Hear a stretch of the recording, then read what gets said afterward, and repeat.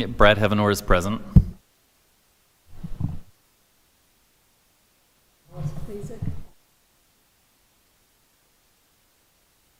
Person like that. Alice Klezik, alternate. Okay, we have, I forgot to turn the mic on before, Wendy, but. Okay, all right, so we have we have everybody here today. The first order of business is the approval of the minutes from October 29th. I have kind of skimmed through them, and I make a motion that we approve them as presented. Does anybody have a second? I second. Do we have any other discussion, or any discussion? Hearing none. All those in favor say aye. Aye. Those opposed? Motion passes. Okay, we have new business, and then we have some old business. So we're going to go ahead and proceed with the, I think we decided we were going to proceed with the new business first, correct? Okay. I think we should, yes. And I know, Ken, you were chatting about something earlier. Do you want to make a comment before we get just started? a request for Wendy on the sheets. If we could have the addresses, that would be very helpful to me, and I think the members of the board. The plot and lot is great to have it, but it doesn't do much for me. I think we used to do the addresses. We can do that. Even when I quickly look at it, that just is a better refresher for me. Otherwise, I got to look it up. So No problem. I'll add that to the next agenda. that would be great. Thank you, Ken. Thank you, Wendy. Okay, the first appeal is number 30. Norman and Robin Cody. Are they present, or is somebody present representing them today?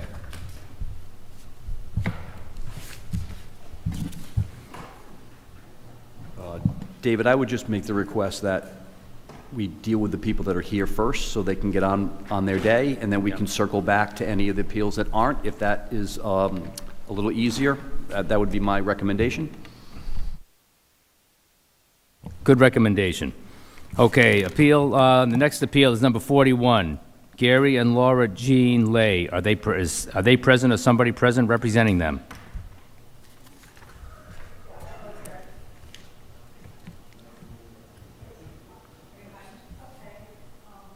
If you could come up to the table, please, and so this gets all recorded. We ask that you turn the mic on. There's a button on the right side, I believe.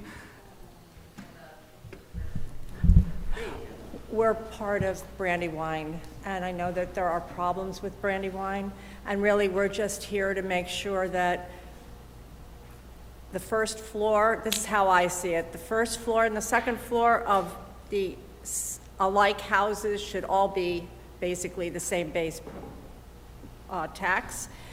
We happen to have a finished basement. It was finished by the developer. We know that I'm sorry. It would help if you could identify yourself. Like, who are you and what is your relationship to? Because we're taking these on an individual basis. This is. Well, I'm Laura Jean Lay. Okay, all right. So you are the one that you called. Got it. Thank you. Sorry, I didn't. Yeah, you're welcome. And I just want to make sure. I think most of us feel like, because the houses were made identically, not all of them, but the ones that were, they should have the same base tax.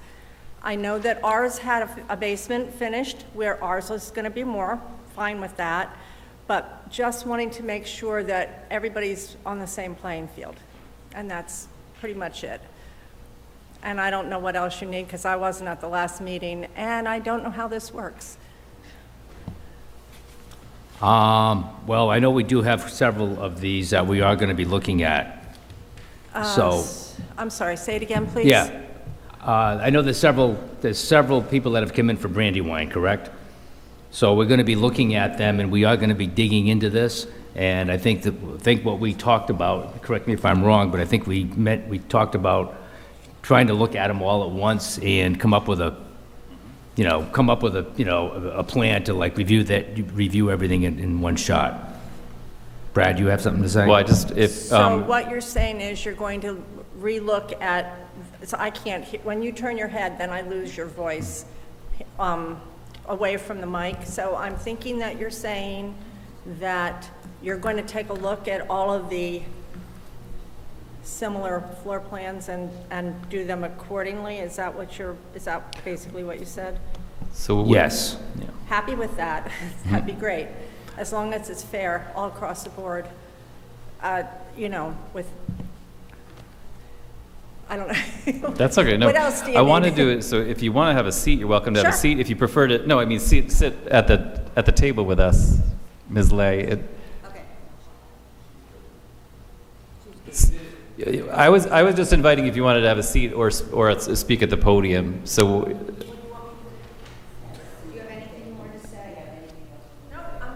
So, well, my question, I guess, is that you made comments, I think, relative to the entire development and your neighbor's properties, but you've got an appeal on the table for your property. Yes. So is there anything you'd like to say about your own appeal? Because do you agree with your assessment, but you are concerned about your neighbor's assessment, just to clarify? And we have to have this, we just have to have it on He put in an appeal. we just need it off the microphone. This is Ms. Lay, public- if you could come up to the microphone.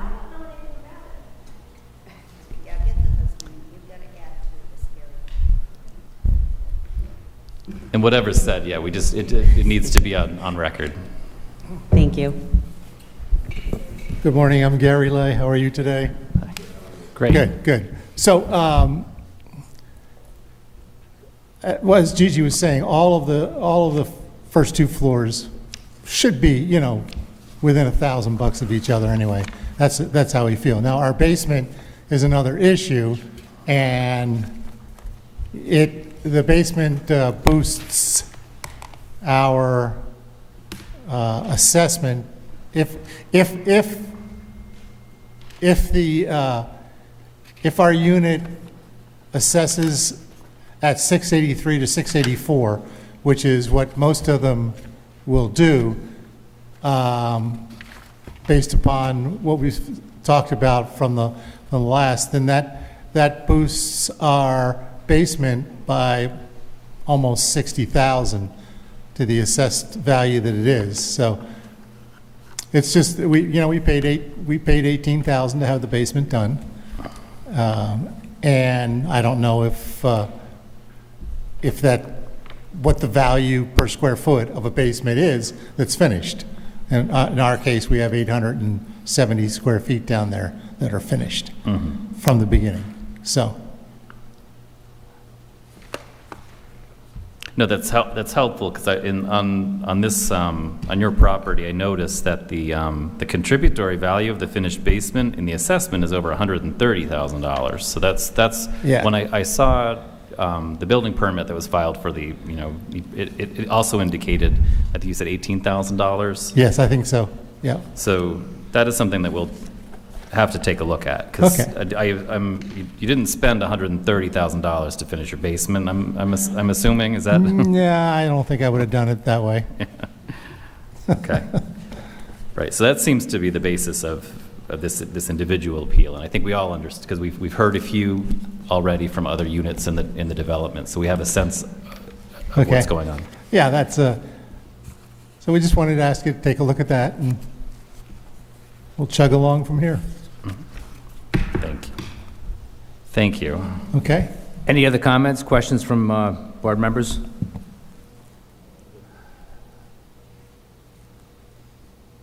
I can go sit back down now? I guess if you're all set, thank you very much for Thanks. sitting up at If the you could just table. hit that mic off before you Thank you for not sit grilling back me down. too hard.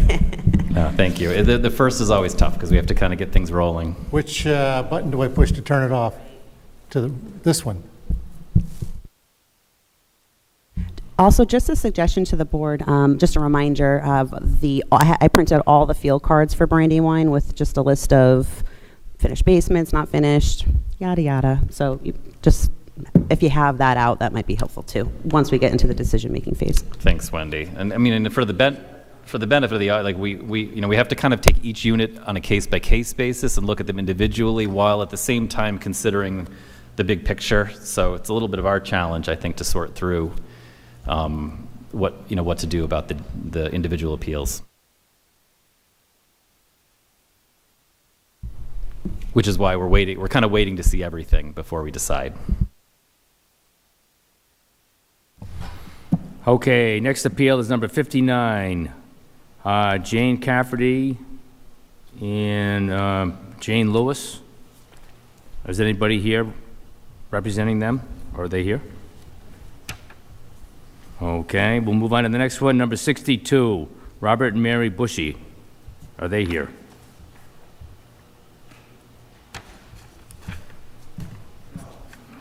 No. Okay. Are they Brandywine also? Yeah, okay.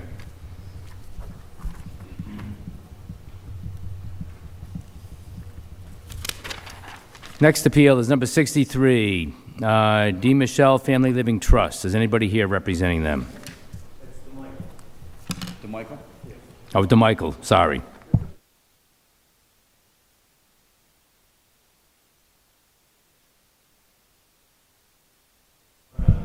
Okay. That good? Okay.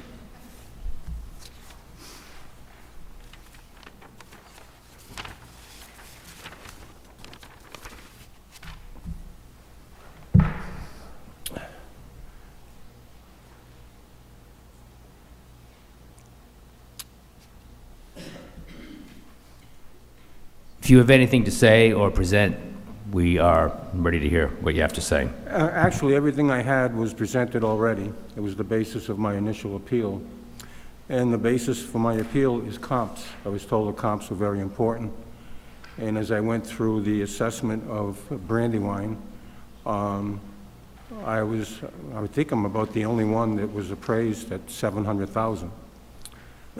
So I thought maybe it was related to the date of purchase. I purchased it a year and a half ago, and that's what I paid.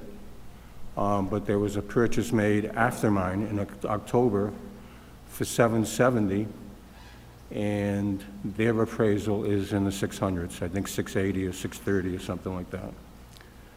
So I just want my property appraised in line with the, as Gigi alluded to, in line with the other units in Brandywine.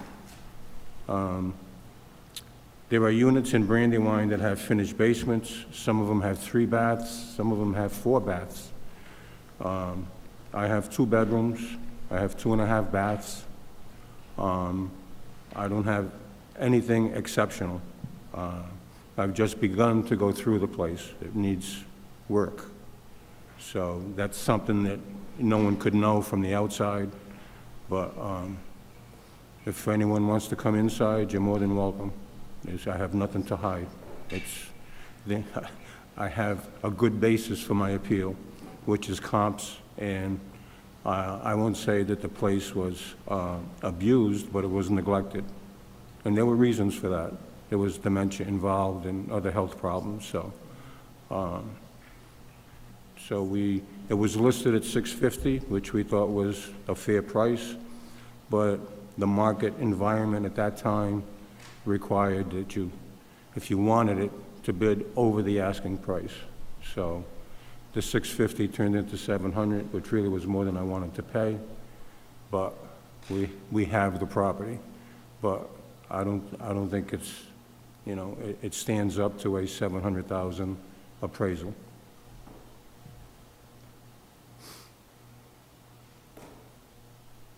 Comments, questions from board members? So on the application for appeal, you note your opinion of value is $620,000. And I'm just wondering their assessment. Well, I think one of them you've adjusted. One of them was 103 Brandywine, which was reduced to 622.9. And I think you've adjusted that one upward. But in terms of a comparable property, I would say that it's, you know, it's right next door to me, and we seem to have the same pluses. She has fewer minuses, but, you know, that was my decision to buy the place, so, yeah.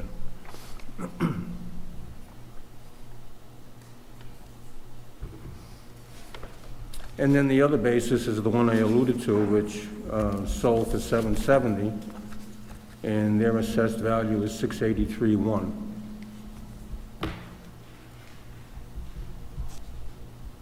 So they paid $70,000 more than me. They purchased it 6 months after me, and yet their assessed value is $17,000 under what my assessed value is. Do you know the unit number for that one? 109. Yeah. Got it, thank you.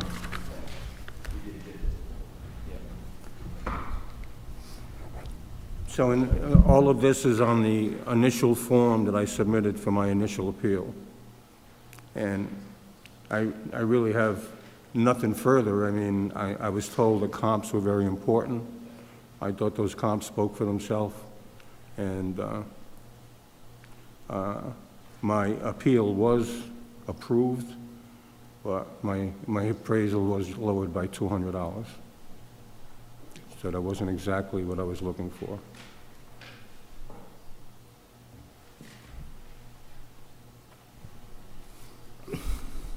Other comments, questions from board members, or?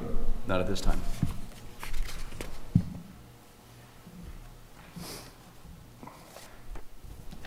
Okay, we're gonna be discussing this later on at the meeting. If you want to, we're gonna keep the meeting open. I mean, we're gonna close the public hearing, and then what we do is we discuss all of these these applicants, that have been presented to us, and we try to make a decision if we can today, and if not, if we need more information. Like, there's quite a backlog of people that came in last month or back in October. So we're trying to reach a decision as much as we can today.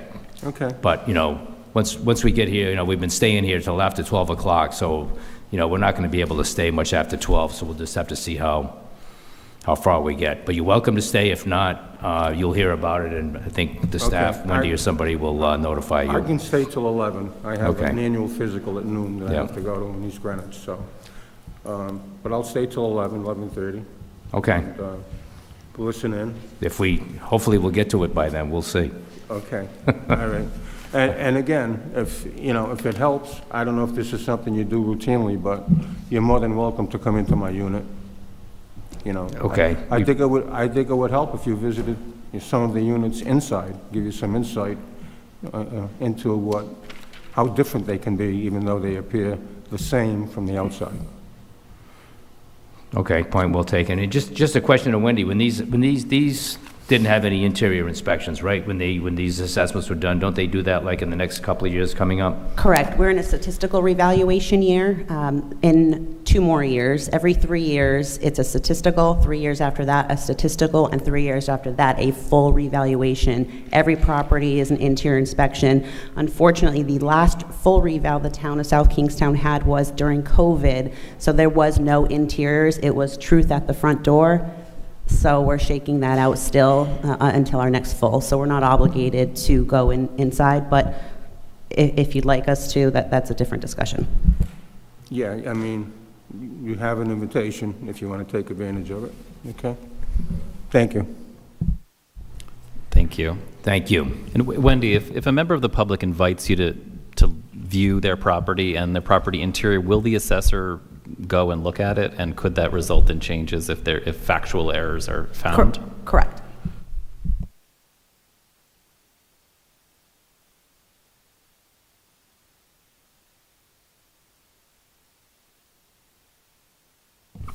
Okay, next one is number 64, Palisades Mill. Is there anybody here representing Palisades Mill?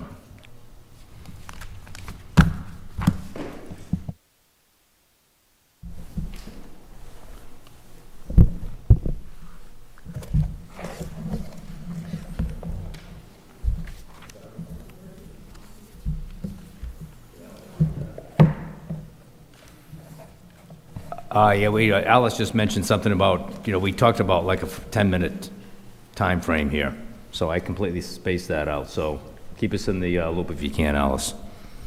We're trying to do everything in 10 minutes if we can, just to kind of keep things moving, gentlemen, so.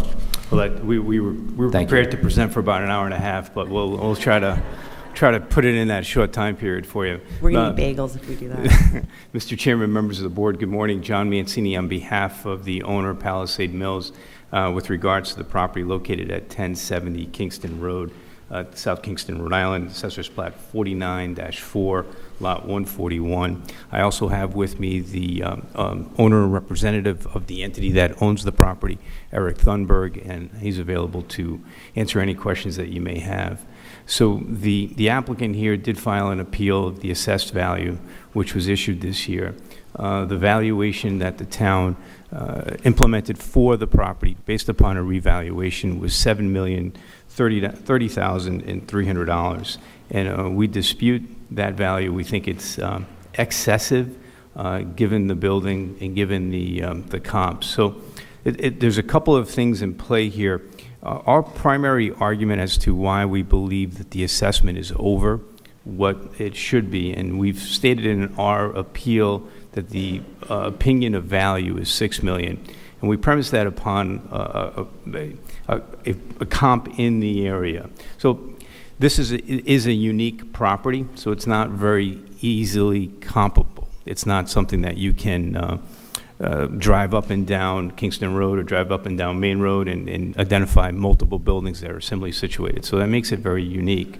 And as the board is aware, when dealing with unique properties, there are different ways to determine value. One is the comps, if there's something else comparable to it. And second is use and viability, age of the building, the condition of the building. And here we think that probably the best way for the town to determine value and to discern what this property should be worth or what it should be assessed at is to look at a similar property. And we were able to find one at 132 Fairgrounds. The building, our building at 1070 is 221,000 square feet. It is not fully rented. It is a building that the primary tenant actually is commingled with, or well, shouldn't use the word commingled, but let's say there's a very close relationship between the owner of the building and the major tenant of the building, and that impacts value. And the fact that the remaining portion of the building is not occupied also impacts value. When we look at just the land, the acreage compared to 132 Fairgrounds, and you look at the square footage of 132 Fairgrounds compared to 1070, you'll see a breakdown, and we've put that breakdown in our paper, and I'll just amplify that for the board. 132 is 282 square feet. So if we look at apples and apples, you look at 282 square feet, which is 132 Fairgrounds, and you look at 221,000 square feet, which is 1070 Kingston, you're looking at a $27 per square foot, and we think that that is an appropriate value. It's apples to apples. When you look at the acreage, actually, and you determine the acreage of 132 versus 1070, it becomes even less. It becomes actually a $5 million valuation. So in sum, our position is that we think based on a comp that's in the town, that's similar to Palisade Mills here, before the board, we think their fair and accurate representation of the assessed value should be $27 per square foot based upon the total size of this building at 221,000 square feet, gives you a valuation of around $6 million, and we think that that is the fair and adequate representation of value for this property. With that, we'll address any questions that you may have. Can I say something? Yeah, and if I may, I'd just like to have Eric also say a few words. Hi, Eric Thunberg. I'm the owner of Palisades Mill. I'm the sole owner. I also own Whalers Brewing Company. First off, thanks for volunteering to get yelled at by people who want less taxes. We'll try to keep it calm and rational. I bought the mill when I was 26 years old. It was basically empty. I got bored waiting around for industrial tenants, commercial tenants to knock on my door. So I bought one of my tenants, and at the time they were the smallest brewery in the state. Now we're in the top 100 in the country. So just to have the reward for investing and building a business in South Kingstown be a crazy high valuation, it doesn't seem equitable. If you look at Fairgrounds, the current valuation It's proposed to be 46% more per square foot on the building front. On the land front, it's 24% more. So just, that's, I guess, what we're scratching our heads with.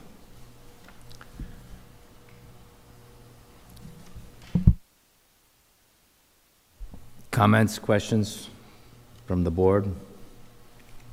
The Fairground Roads property, we're speaking of the former Schneider Electric facility? Is Correct, that- Schneider is- Electric is that- facility, yes. I guess other than the size, what do you,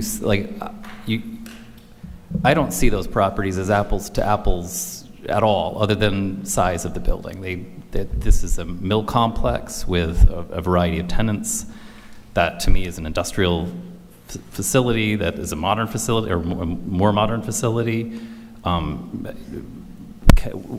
I guess, I mean, give me more than just raw gross building area as to understand the similarities between the two properties. They're the same zoning, right, to start? They're both industrial zoning? Just confirming that, yeah. So what does Fairgrounds produce? What do they make at that property?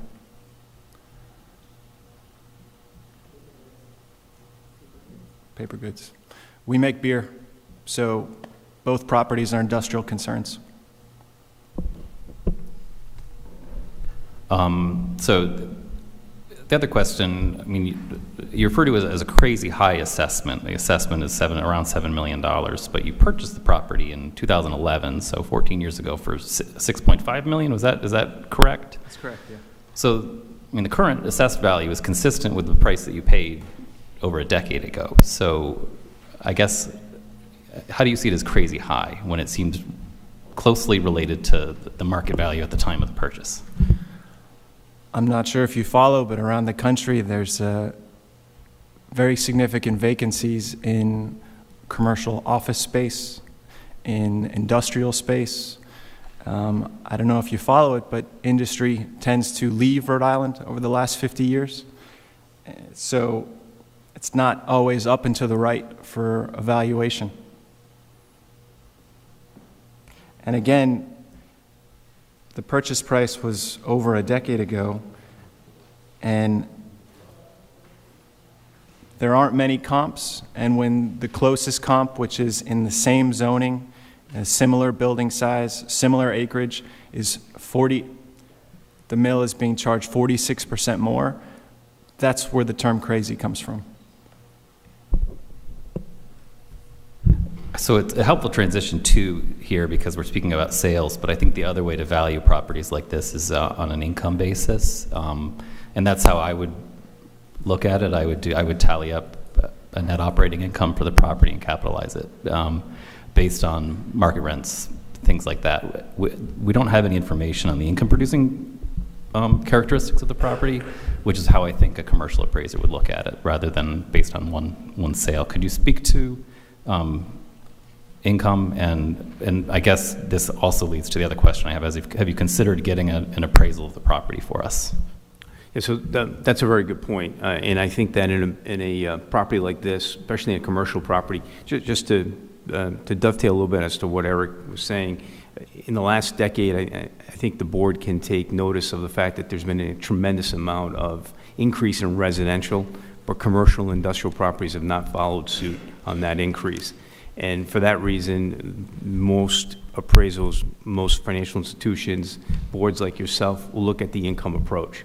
The income approach on this property, unfortunately, is skewed because of the fact that, as I noted at the onset, there's a relationship between the property owner and the major tenant.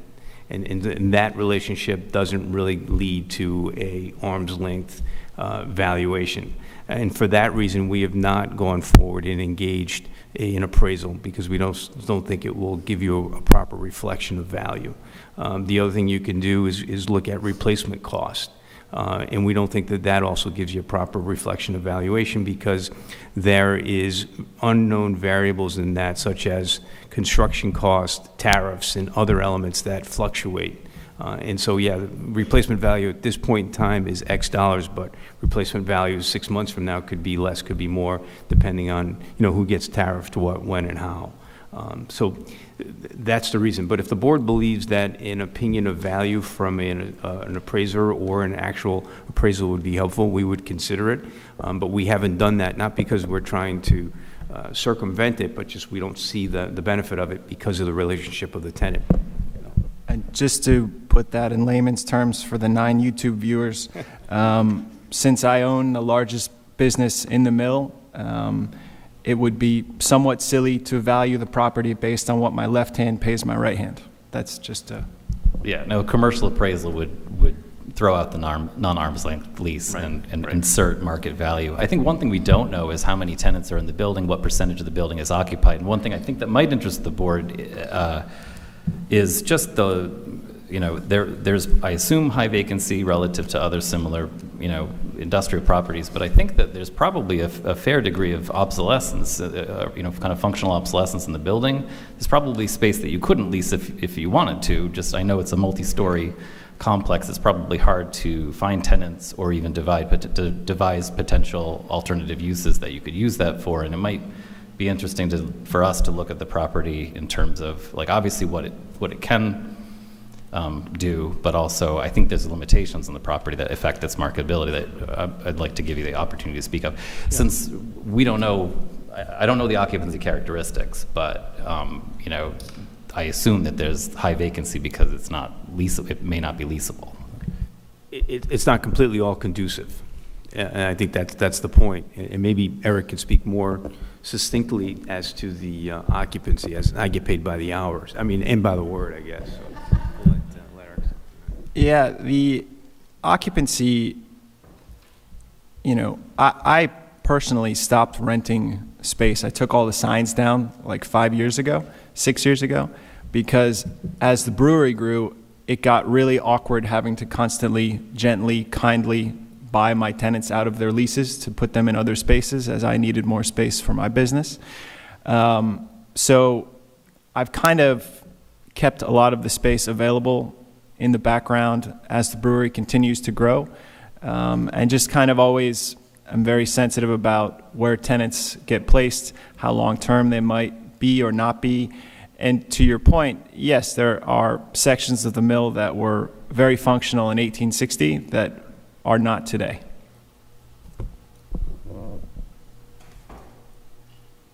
Yeah, no, and that's interesting too, because it's like kind of moved from what sounds like it was purchased as an investment under an investment scenario, and it's transitioning to an owner-occupied concern. So the use is transitioning more towards owner use, and so the vacant space that would have been ideally if you could have rented it out for income is now something that you're reserving for your own potential future use. So I see that. And plus, to add to that, what Eric is saying as well is that there are certain improvements that need to be made in order for it to become rentable, to bring it out of the 19th century into the 21st. I'm assuming, though, like the millions that you would spend to make the third floor rentable was probably doesn't justify a few dollars a square foot in rent that you could obtain. Yeah, and just to speak to it, since you brought up the millions, I'm the sole owner. I don't have any investors. I don't have any bank loans. I've put in $10 million at least of my own money into the mill, into the businesses at the mill. I had my bookkeeper pull this. I've paid $1.2 million in property tax going back to when I purchased it, again, at the ripe old age of 26 in 2011. So I don't think I classify as a freeloader in terms of paying my own way. I've never sought historical tax credits. I've never sought government funding. I've never sought anything. So all I try to be is a productive member to the town, bring in businesses, grow businesses, start businesses, invest in businesses, and honestly try to keep the mill a going concern. Because just a quick little 30-second anecdote, when the brewery was kind of getting up to speed, there was a period of time when, over 2 months, we started getting 18-wheeler deliveries for the first time. And I can probably count 6 drivers that came up to me and said, "Man, I remember delivering to this place when it was thriving, and it was just a boom town. And then it was a ghost town, as many people here know." So just to see the excitement on people's faces, to see something actually happen at the mill, I think that's pretty cool.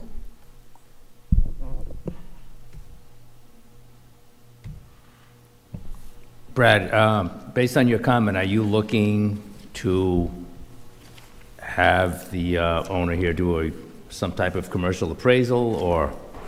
I guess, I agree with what you're saying. I mean, Brad is a commercial appraiser. That's his profession. So that was good that you asked those questions, but I'm having a hard time comparing this to what's going on out in West Kingston out there, So it would help me to have an appraisal, and we've asked people in the past, for something like that, and I know that's an expense. I don't know if there's something, if we could maybe simplify that somehow, and I understand exactly the conversation that you're having about an owner-occupied type situation with a business. So we're trying to make this easy, but I guess for me, I'm just having a hard time wrapping my head around this because I agree. I think I need more information just so I can make be better informed. Yeah, I'm not asking for it. It does help. It's one way to go because it tells you what the property's worth, and that's kind of what we're trying to base our decision on. But I am asking questions because it interests me to get to know the property better and understand kind of the characteristics of the property and what makes it work, and thinking about it in different ways. If I may, just so we can better prepare in the future, what are the difficulties in using the Fairground Roads comp?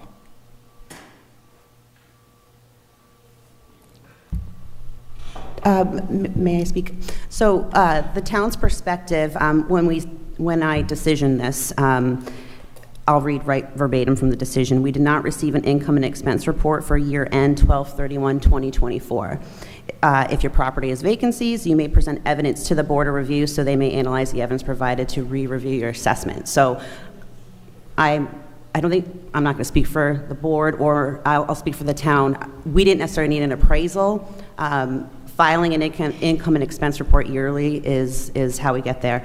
So the last income and expense report we had was for last year, and the value per square foot is $26.53, and the suggestion was $27 a square foot. So we didn't actually change anything there because I didn't really want to. I didn't have the appetite to do that. Business and the town is in the same agreement, and I'm not going to speak for the town council either, but a bulk of our footprint in the town is residential. We've got like 1% business. I mean, it's precious. So that is the focus.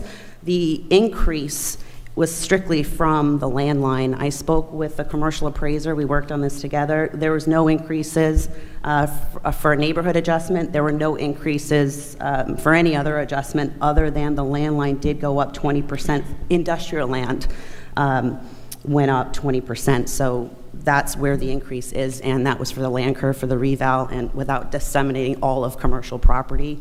That came from a land sale on 82 Main Street, and the sale price was $350,000, and we had it assessed at $207,300. So I didn't want to hit all the commercial land, the 80%, so we tabled it down quite a bit. So that's where the increase lies. And if we had seen a vacancy report, I think that might be a good start point. Just a recommendation. If I may, you referenced the income and expense report. Where is that information from? From you. When was it submitted? We didn't receive one for year-end 24. So the last one that I have here, and I can make a photocopy of that for you, is from 12/31/23. So I didn't submit one in 23 either, just to be clear. That may have been from the year prior. Well, you may not have submitted one, but this is what we have to do something. So this is the town's income and expense report from our commercial appraiser. So we can look at it again with a vacancy, and I'll hand it to Brad at this point.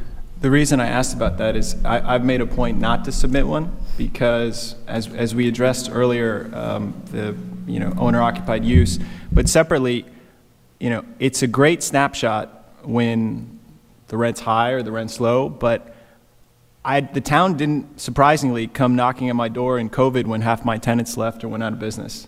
So I was shocked that the town didn't come and say, hey, all your tenants are going down, you're covering their rent for them.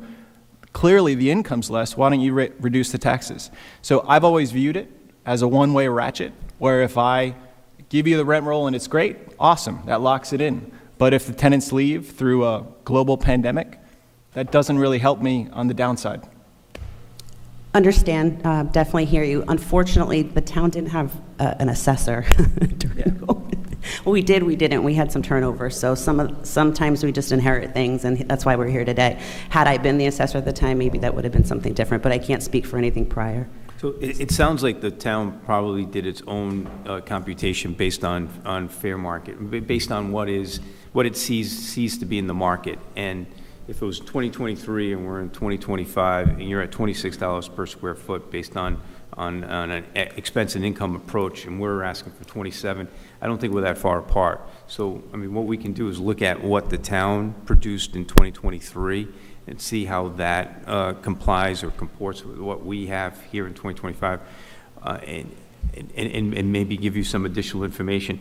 I'm just hesitant to agree to an appraisal because the appraisal is either going to, again, like we said, it's either going to be on comparables, and again, the only comp they're going to look at is going to be 132 Fairgrounds, or maybe go outside of South Kingstown and look at some other mills in the area. Certainly, we don't want them to go as far as Providence because that's just going to not make any sense. And then the second approach is going to be the income approach. And as I said, the income approach is going to be it's just not going to be reflective of where we're at for this building. But again, we're here at the pleasure of the board, and so we'll whatever information you believe you need necessary to make your decision, we want to provide it. And just, I still, again, it would be helpful to us if we could understand the difficulty in using the board or the assessor, the difficulty in using the Fairground Roads property as a comp.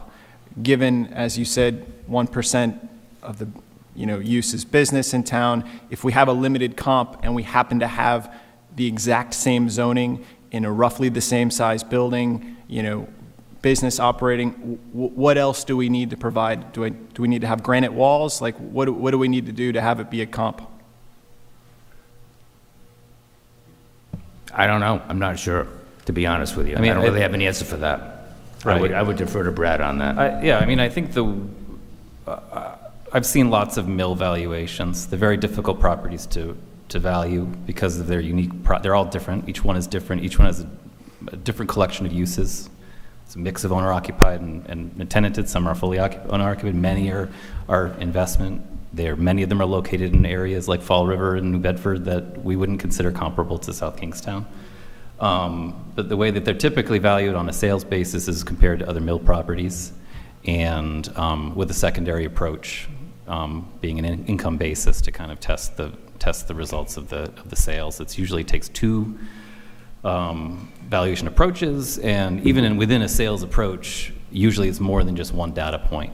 And usually it's a data point that resembles the subject property. And most appraisers wouldn't consider a newer modern industrial or industrial office facility to be comparable to a mill property.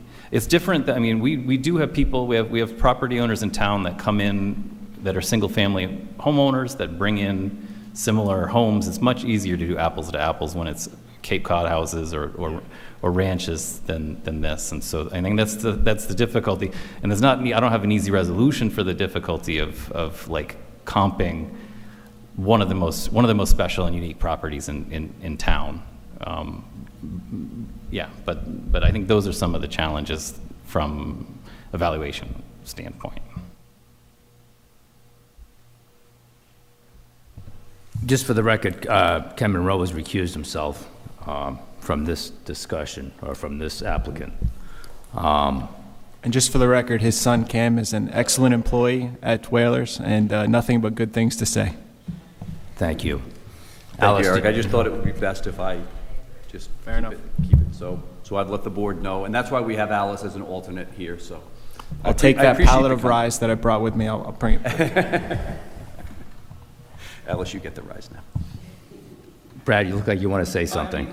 Yeah, and I think I'm spending a lot of time on it because there's a lot of pieces get an to it. extension You- of 10-minute, You understand that, We're already because I'm over thinking that. of every We're element, gonna even keep the land valuation is difficult because I imagine that a lot of that land is probably not usable either. It's probably in a flood, I'm guessing it's on a floodplain, and if it was vacant, couldn't be developed like an 11-acre site could on Main Street. So Right, and as that- you- it highlights some of the other challenges. Correct. In And one of comparing the, it to- one of the issues with the land, not to interrupt you, but one of the issues with the land on something that's so old is you don't want to go digging around there. Right. And that becomes a huge problem. So, I mean, that, realistically, that property doesn't meet any of the prerequisites. If, put it this way, if we were before the town planning board asking to build that property, we'd be denied. Yeah, and, I mean, I imagine if you wanted to knock it all down, carry all the granite away, and erect something else in its place, there would be significant challenges to just saying, I'm going to do an apartment building here, or mixed-use building here, too, and you know, I recognize that, too. Just as I think of all the characteristics of the property. Can I just ask how much of the square footage is in use right now by a tenant or an owner, just for, Roughly 55%. I'm sorry, what was that again, Eric? Roughly 55%. There's one of the larger buildings with the sawtooth roof that was in rough shape when I bought it and is still in rough shape because, you know, no one has come asking for it. So, and I'm just kind of waiting for the brewery to continue to grow until it has a use, and then I'll put the time and money into fixing that part up. I'd also like to point out with the valuation that I own the dam and the pond behind it, so I pay to maintain that so the town doesn't flood. You're all welcome. It's okay. and so 55% occupied, and what percentage is Whalers? Just to help my understanding of that, approximately. I'm just looking for a rough understanding. Probably a third. Okay. Yeah. Yeah, cool, thank you. Yeah, I mean, I think we can discuss it a little bit further when we get to the decision-making phase. Okay, so at this point, you're comfortable not asking for an appraisal, and we'll just look at this and try to figure it out? Yeah, I at mean, the I end think of the meeting? we can have a conversation Yeah. among that, yeah. Alice, do you have any comments, questions? No, Okay. I do not. Gentlemen, do you have anything else that you'd like to present? No, thank you. No, I say thank you for your time and for your work for the town. Thank you. Yep, as mentioned, we'll be closing the public hearing and then discussing this, you know, after we get done with all the applicants today. Thank you.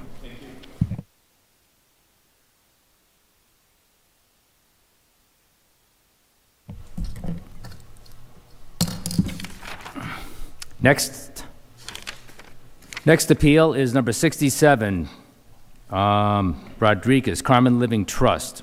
Is there anybody here representing them today?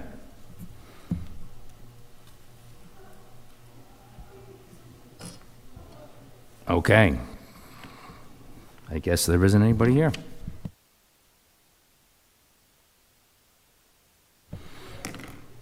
Old business.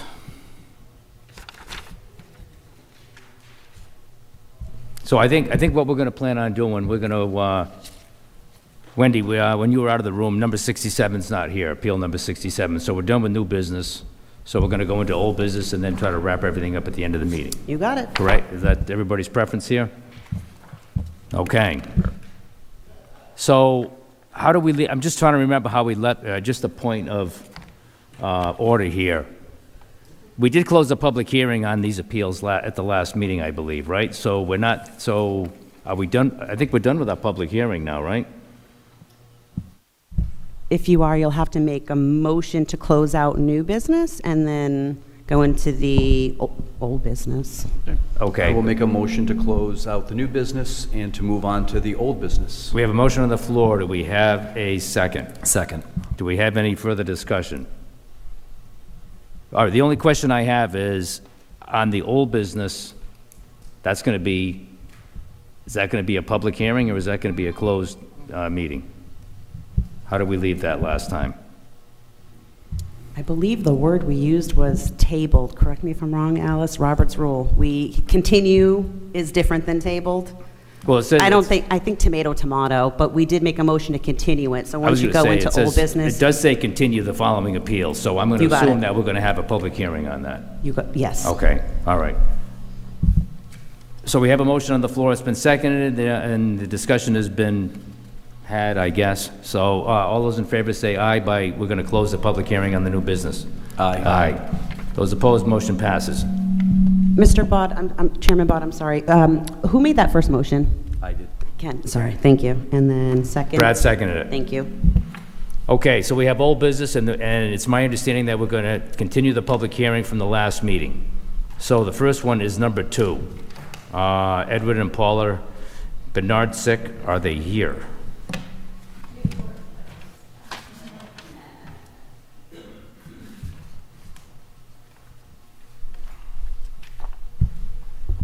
Hi, I'm Paula. I remember you. You've I remember presented you. before.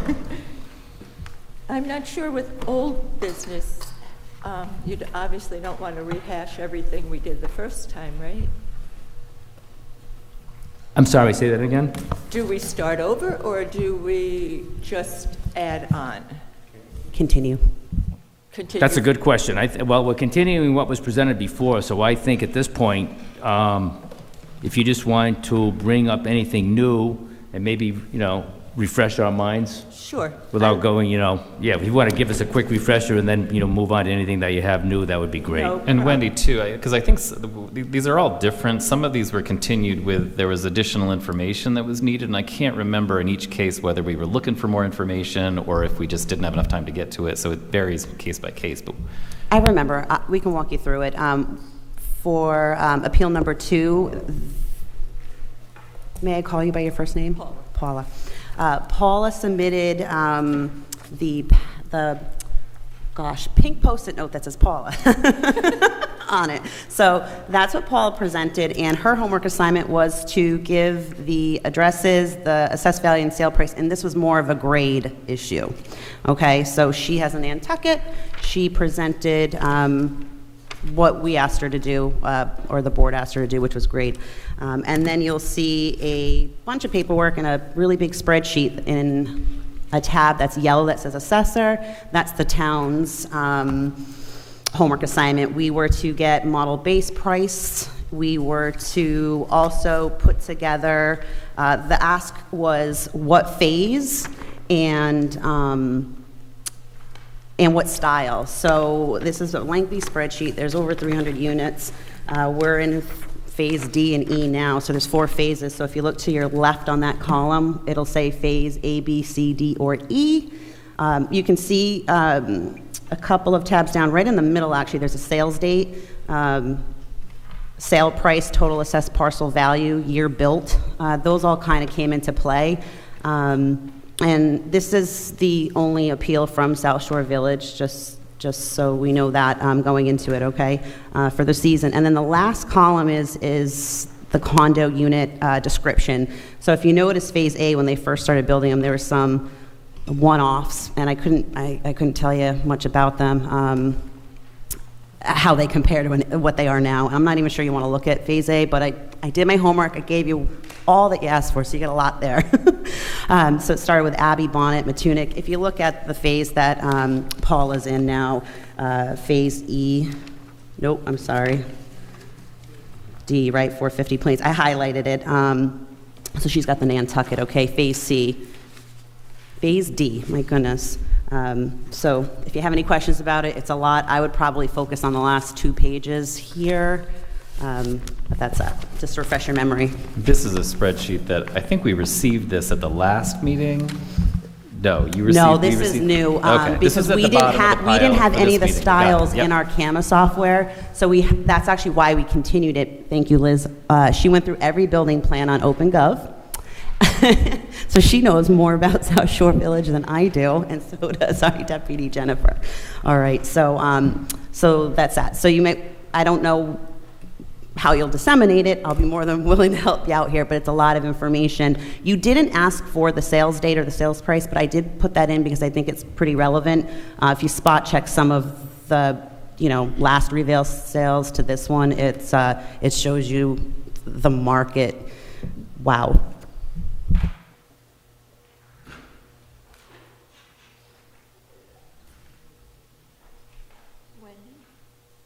I get a copy of that?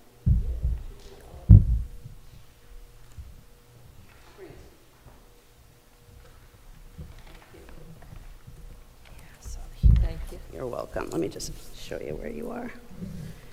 This is you. Yep. Okay, so Okay. here's what you gave. I don't know if you All have right, thank that. you. All right, and then here's the stuff that they have in front of them. You did a lot of work, I'm sorry. It's all good. Happy to do it. So here's the base price from the last reval, this reval, what's on their website. So you'll see the difference between the base prices between, that's Right. really where And we're that's at. really my point. Yeah, Yeah. yeah. So here's this. Good luck with this spreadsheet, I Paula. Here you appreciate it, thank go. you.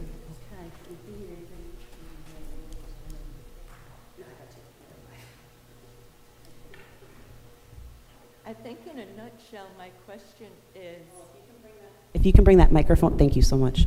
my question is, if we have similar floor plans called the Nantucket that started in the development in whenever Chickadee was, at least 5 years ago, but the only thing, not the only thing, there have been some options that you're allowed to pick from, but the biggest factor is just the market value. When the square footage and the floor plan and the building specs, the same builder, the same building specs are all the same, should there be equity in those valuations? If it's just a purchase price, if the market exploded and there's no more Nantuckets at all in South Shore Village, there's maybe 20 or 30 more lots, but none of them will fit in Nantucket, which is our home. So the prices went up, but they're not different homes. So my question is, where's the parity?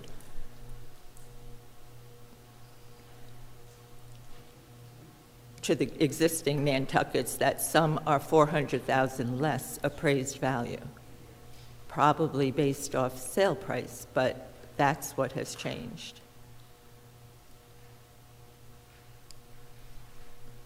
I'm just going to call your attention because you have a lot of paperwork in front of you, so I'm just going to try to guide us down the road here. Okay, so if everyone has the model base price list, this is what we use, the town uses, yeah, that's our base, that's our starting point. So everybody starts here, and then once you start doing different styles and square footage, and you're gonna see, right, so that's why you really gotta extract the like kind for like kind. The issue, I guess we could say, is that it's still under construction. The whole South Shore Village is still what we call USEED. So once that's complete, the town's gonna take another separate look at that, but we're still in the construction phase, right? Within that, we've got to do our best based on market value. So if you look at the first page, the model base price list, Nantucket with a 2-car is $845, $865 for a base price. Now the base is a grade 5. If you start adding customs, now you're going to start seeing like a 6 or 7. So if you look at that spreadsheet, you see most of them are 5s, like 98% of them, but then you've got some other ones. That's going to be, that's based on interior materials. Correct me if I'm wrong. Yep. Okay. Options, right? So I thought it was also important to include the model base price list. This was phase 2B. So let's look at our spreadsheet. When was that? Do we remember? Let's see. We're looking at about 2020, 2021. That would have been COVID, full reval sales, interior, but we didn't do interior. So if you look at a Nantucket here, the base price is $620,660. So the base price for a Nantucket went from $620,660 to $845,865. So that is now your new. So if you came in at phase B, and you grabbed. Yeah. I'm sorry, no, I meant B. If you came in, bless you, if you came in at phase B and bought a Nantucket and didn't have any just your base model Nantucket, your buy-in base price was $621, let's call it. If you do that now, effective 23, I actually also included the one that was from their website because it changed again. So Nantucket, again, phase B, if you had bought it then, your assessment is going to is relative to that, that matters your base start, right? So if you buy in years later in 2023 and it's at 845, well, now we're in 24, 25, just in that 1 year. What do we got here for Nantucket now? Crestview, 880, 865. Yeah, so that's the same. So you really want to look at, this one's the current one that we've used recently. And you could go back to 2020, and it was 4 something. I guess that's my point. When I started, that's exactly Yeah. what they were going So for. is it based on square footage and floor plan and Materials, builder everything. and materials? They have the same options back then, like, Well, no price stays the same, right? Milk's not Right. 5 cents anymore, or whatever. But- So, you know what I'm saying? So it's the same with any. I totally understand, and we thought it was worth it, and we bought it, but I don't understand from a tax perspective, you have your budget, and everyone pays a piece of the pie, and it doesn't almost matter what the number is, it just matters that everyone's paying what someone else of the same size and square footage and options are. So it's not really the number, it's the variation of the comp. of It's the- percentage, correct, right? Yeah. Like if that person had an Nantucket, then they Right. reval, it would have been a similar Right. increase, And right? some- But your buy-in was much higher than theirs, and by probably 50% more. I just don't know how much that affects your taxes if people have the same home 2 years younger, older. Like this page, I think, is more concise, the one I submitted to Wendy. Those are only Nantuckets. They show the sale price. The grade is interesting. There's only 2 of us out of the 10 or 12 that have a grade plus 20. And the difference is almost 400,000, and they're the same homes. What's different, some are older, but that's, I think, a better summary than to get in all the other floor plans, because those are all Nantuckets. And yours is 450 It is. sand planes, is that right? Yes, it is.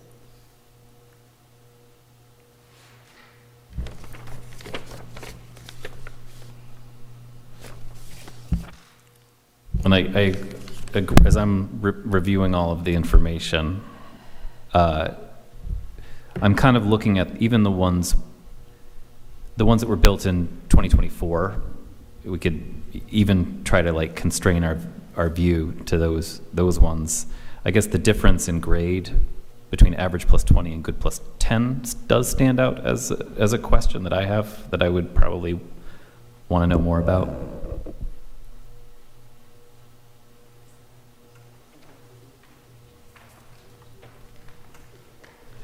I'm sorry but like I'm learning too. So the grade on the sheet that you gave us, I so we have apologize, 5, I missed 7, what you 9, said, because and- I'm trying to grab the same spreadsheet, and I'm terrible at multitasking in a no, venue the- like this. The 7 grade is good plus 10, and a 5 grade is average plus 20, or something like that. So again, we have some constraints about getting into homes, right? We can't get into every home. So I would say that the average plus 20, right, the 496 South Shore Village, may not have had upgrades, right? So the better the finish, the upgrades that they decide to have is going to impact the grade of the house, because if you have not that they have marble, but if you have marble countertops versus, maybe even concrete, countertops, that's going to change the value and the grade. And let's see, what else? What was I going to say? I lost. No, that's helpful. Thank you. I'm going to print real quick, or when we take a break or something, to help you out. I did the ask, but it sounds like, I don't know, correct me if I'm wrong, but I can filter it with just Nantuckets. I'll print them out, we can just look at those, because it is a lot. Or you tell me, how can I help? Yeah, at this stage, and probably it's like I'm taking a drink from a fire hose. I'm trying to refresh my We're all in memory, the same but I think I kind of land myself in the same position as the homeowner. If I'm looking at 2024 built Nantuckets of roughly similar size, being $300,000 apart in assessed value, I would want to resolve that question in my mind. And if that is being driven just by the difference between a 5 grade and a 7 grade, that's where I would dig in this question. And I don't have an answer for it, and I don't know if you have an answer or if you have an answer, but so that's coming from, I guess, you have learned the assessor has learned some things about the interior finishes and the quality of the interior of this property versus other properties with the same year built, same model type, same size.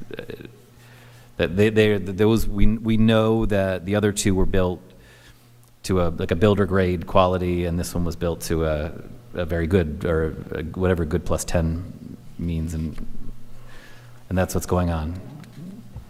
I think that was the question at the last meeting, and you had mentioned, Brad, that maybe that's where at least some consideration can be made. Why are 2 of them good plus 10 and everyone else is average plus 20? And I don't think we ever addressed interior or options, and if Wendy really want to do a lot of work, you can go back to the base prices and compare that to the sale prices, and those are the options. The differential would be the options that people put into them, but that's a task. But we also Right. have to be mindful, this is mass appraisal, it is market-based, so that you are a subject sale for the reval, all things considered. So the sale price of 1.122, it's very relevant. That's That's my question. driver. Yeah, I don't know if it's what people are paying today, even though it's the same home, same. every reval is like a clean slate. And then it's what happened that last year for sales. If we don't have enough sales, we go back a year or two, and we didn't have to do that for condos because they are popping. That's what we're building right now, all through town. So I knew going into this reval that we were going to have, people not understand why condos went up so much, but that's based on not just your sale individually, because it's not a fee, it's mass appraisal, so it's all of the condos, all of the sales. I can disseminate that, if we want to look at the sales. And then grade's another thing, based on her individual and whether that's appropriate or not. Yeah, helpful, and it's all coming back to me now. So thank you for bearing. Do we need bearing with me. candy? But I do think it does seem like the sale prices that occur are an indication to the assessor's office and division appraisal that in your case you paid for upgrades that other units, if your sale price was a 1.1 and change, and then the one down the road was bought for $900,000.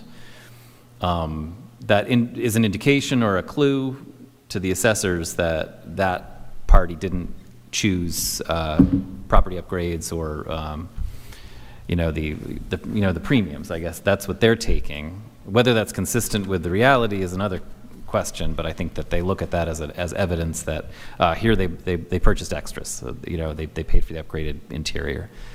So it's both the condition of the unit and also what the sales price indicates.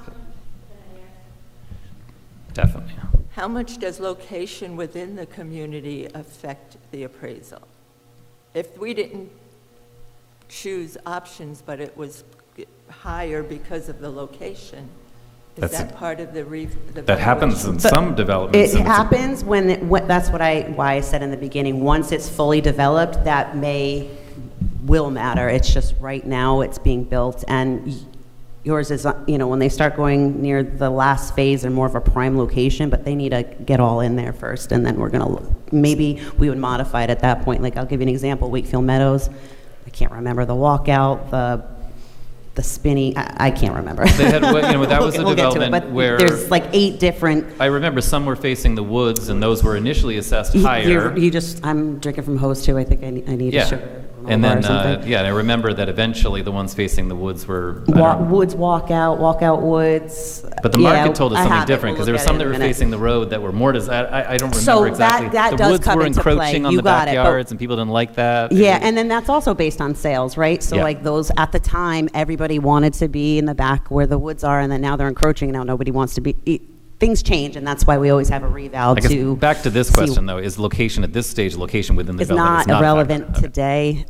Once the development is complete, it may, probably, it's going to matter. But if you build a house or buy some in a reval, with prorates and you almost get, I hate to use the word like double hit, but that's the timing of when you purchase. So she was the subject sale. So if you're in construction and you're getting, it seems like a lot. It's timing. So if there was a premium at closing that had nothing to do with options or grade, but had to do with the lot location, should that matter? Yes. But you just said location doesn't matter at this Not yet, stage. not right now today. And then we'll review location adjustments at But that if time. our purchase price considered location, it does matter. I'm following. Yeah. Because we had premiums for certain lots on Yeah. where they were in Right. the The development. assessor's not taking this into account yet, but buyers in the My development sale price took it and into you account. are taking it into account, and that's just a difference in what you're looking at, and it's interesting, and that's useful to us. And I'm sorry for monopolizing the mic so much, but this is another interesting case. So, I mean, maybe tell us about your purchase. If you're saying you 110,000 was the location premium. okay, This- great. This is good to know. We wouldn't know that. So, It's good I like to know this because we will assume you paid 1.1 million because you paid for No. luxurious interiors, and No. that is what's reflected on the field card for your property. And so maybe tell us about the upgrades that you, I think that the assessor is focusing on the grade, the build Right, quality. and they're not if you have different. something to tell us about your interior that we can learn, then that's I think, useful There is to no us. way we have $300,000 in upgrades in our unit. I think what Larry LeBlanc does is put a lot premium throughout the whole village. Some are over $100,000 just to look at hole number 5. And most are, I don't know most, but often they're on the website. These are the premium lot, I guess, prices, and it'll say, I think 110,000 was our premium just to have that location.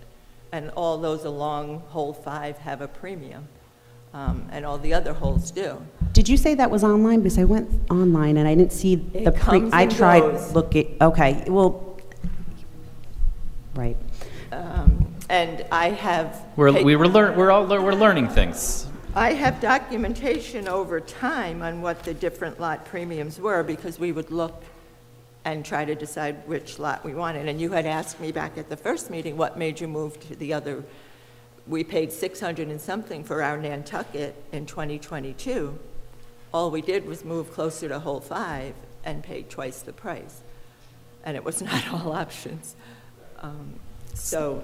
It was some options, though, I guess. If the base price is we're seeing here that they're seeing the base price at 880, so it was some combination of options and location. But not different options, because the other one, base price was also lower than the 600.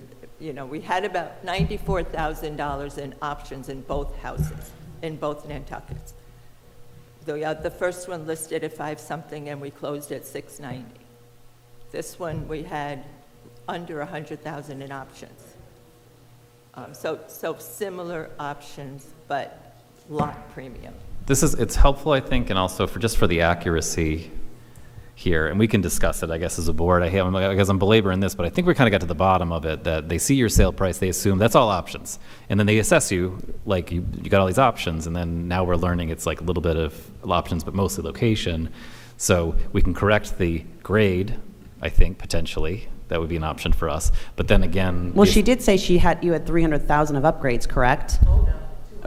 Oh, 200,000. I heard Oh. 94,000 is what I heard. Assessor always hears more. I don't know. 400? Whatever evidence you provide is helpful, because we don't Yeah. know what we don't know, and This is that's great. the And it's that's why discuss- this is democracy at its finest. That's what we're doing here.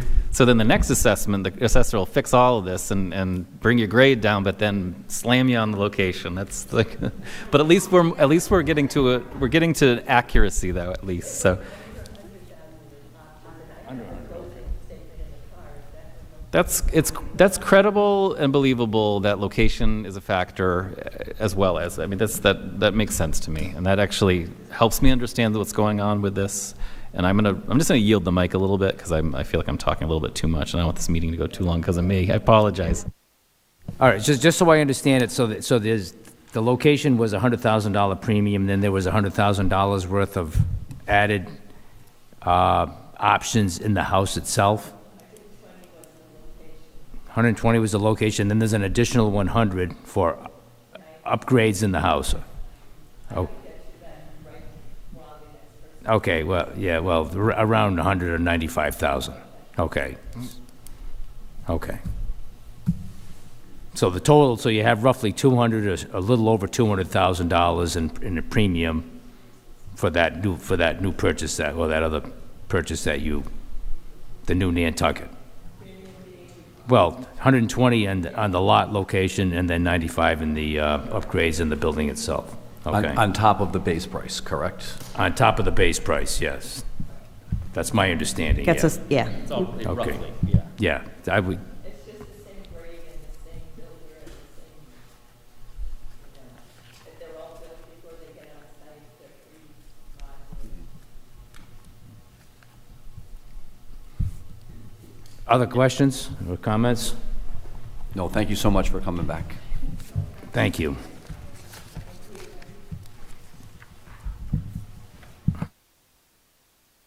Okay, so we're going to go through all of these, and then we're going to wrap everything up at the end, right, folks? How long were we on that one, Alice? That was over 20. 25 minutes? Okay, we're not doing very well. I do have an appointment, and the room is booked till noon, but I think the latest I personally can go is 1 o'clock. But I'm going to have to eat a granola bar or something. Okay, well, we'll figure Yeah, I out. mean, I think noon, yeah, I can't go much beyond noon. Okay.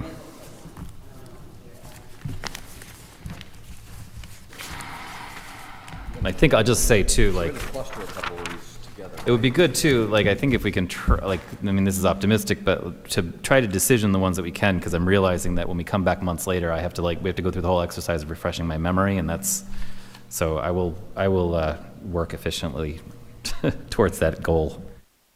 Sounds like a plan. All right, under old business, we got number 15, Janice and Darren Burley. There is additional documentation submitted via email on November 20th. You should have that in front of you. And feel free to read that into the record, Chairman Bod, but she said that she was unable to attend. You got it. Okay. Is this one, guys? This one? I don't know if I, Should be in your packet. Maybe it's... oh, I got it right here, yeah, okay.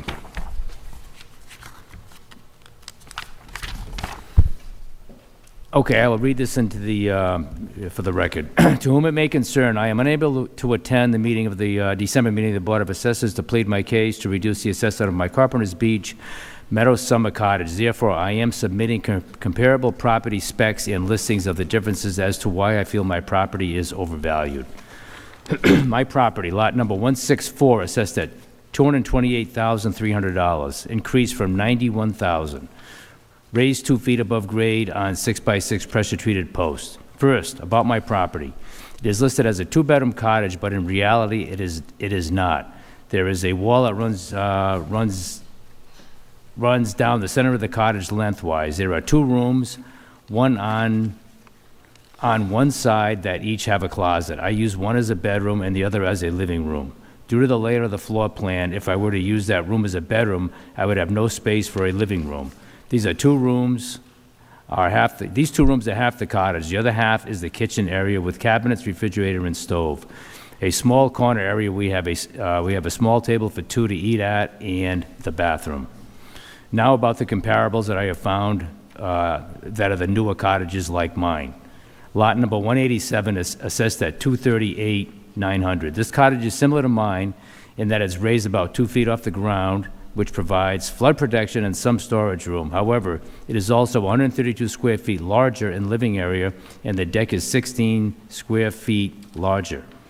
That's almost half the size of my cottage larger. Lot number 95, assessed at $231,500. Although this cottage is 28 square feet smaller, it is raised over 8 feet high on concrete piers, adding another 368 square feet of usable protected space beneath the cottage that can be used for a patio, storage, and even parking. Lot number 30, assessed at $223,800. This cottage is 44 square feet smaller in area, but again, it is raised 8 feet above the grade on concrete piers, giving it an additional 352 square feet of usable space beneath the patios, storage, etc. Plus the deck, there is 60 square feet larger than my deck.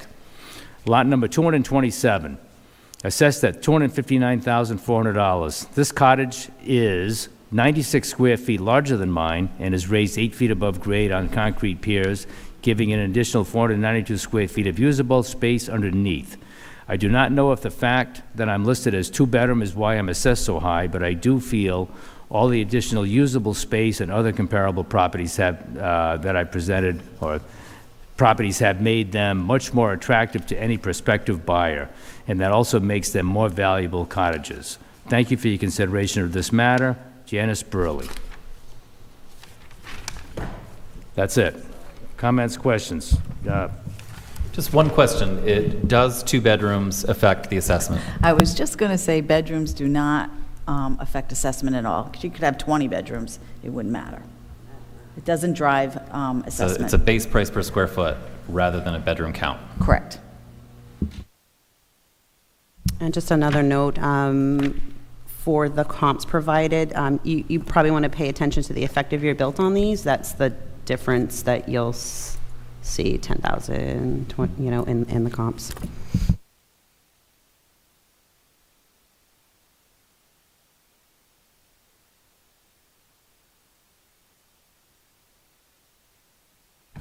And we can move on to this on the decision phase if there's no more evidence. So I would ask whatever questions of the assessor and then just move on, and then we can revisit this in the decision phase. Any other questions, comments at this time? Okay. Next appeal is number 25, Robert Sorois. Robert Sorois and Veronica Barry, are they here? Okay.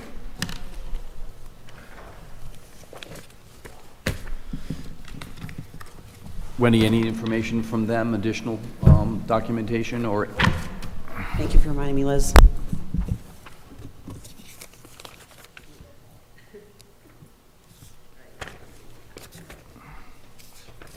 Here's additional information from this appeal. Okay. Yeah, this is all the same copy, right? Did you? Wendy? Yeah. There's an extra one, too. Yeah, It's just one sheet, correct? yeah, yeah.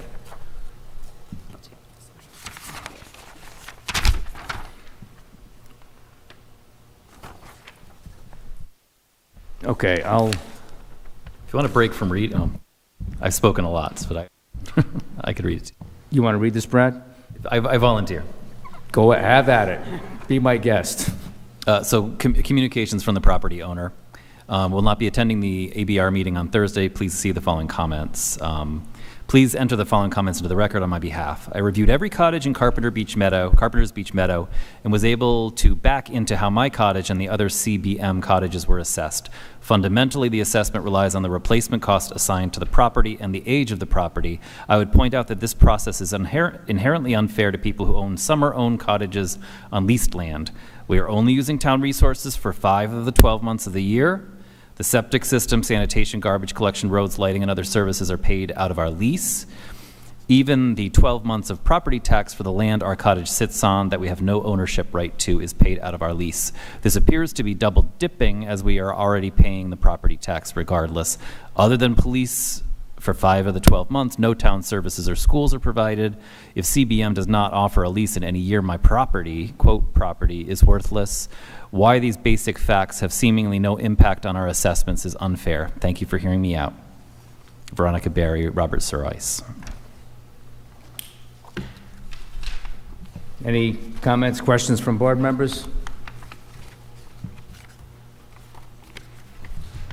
no, not based on that, but there's no, I mean, we can certainly look at that in the decision phase, but there's no new evidence being presented, so we'll just kind of have to look at that individually and how it kind of coincides with the other properties would be my thought on that. Very good, thank you, Ken. Brad, you're good, right? Yep. Got more, too. Sorry. Chairman Bod, just a heads up, the next 1, 2, 3, 4 appeals on old business are all Brandywine. I'm not sure how you want to tackle that. We got 42, 44, and 47. And 43, okay. Is there anybody here representing any of those 42, 44, 47, or 43? Okay, if you'd like to come Yeah. up and refresh us or give us any additional information, that'd be great. Hear the people that are here and then. Yeah, that's a good idea. Yeah, and I think that our intention of continuing these was simply, we didn't want a decision one and then have somebody else come with relevant information about another unit a month later. So we're just trying to take a big picture of everything.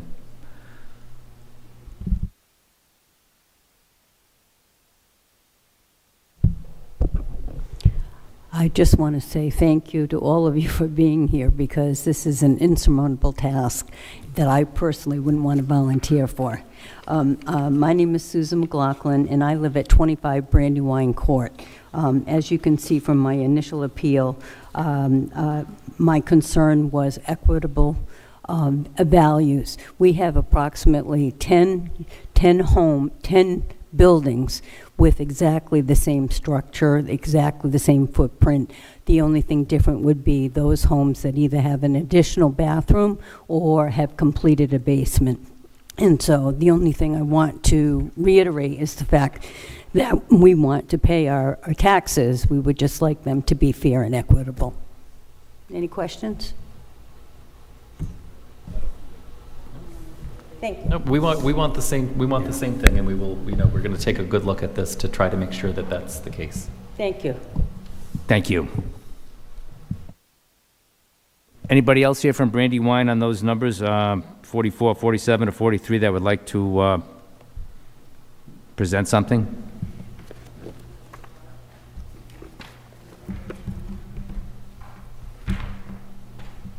Good morning. I'm Barbara Melchiori, and I'm at number 129 Brandywine. The only thing that I have to compare my condo to are the two others in the development.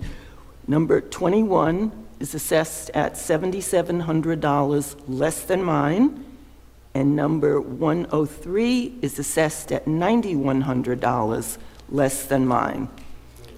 Exact same buildings, exact same features. So, thank you. Questions, comments from the board members? No questions, but just thank you for your Yes. patience, and thanks to all your Yes. neighbors for your patience as we work through the process. I know it's taken a long time. Anyone else from Brandywine that would like, that is here, that wants to speak?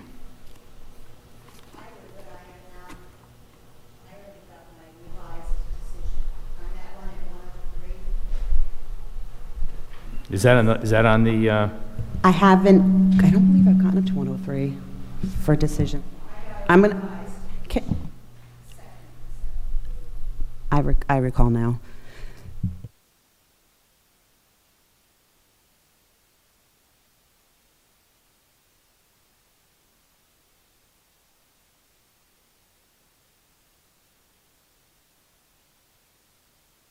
Bear with me, she's appeal number 18, but she's not on the agenda, so she would need to be on the agenda, but if it's open, I'm not sure. Was she on the agenda the last meeting? Because, yes, correct? No? Let me go into my spreadsheet, give me one moment here.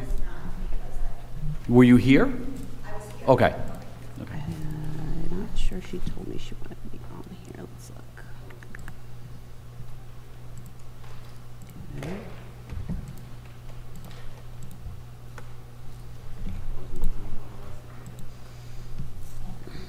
No,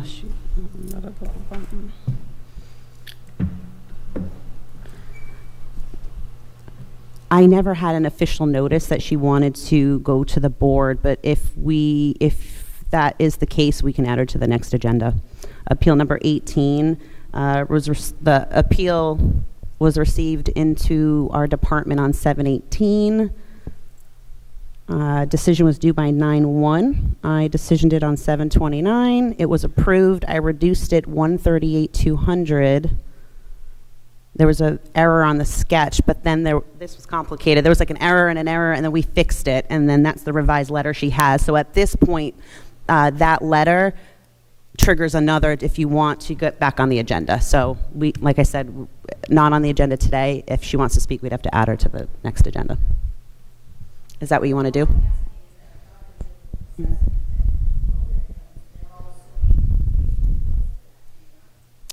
Well, it was incorrect. Yeah. Yeah, so do you want me to add you to the agenda for the January meeting? Okay.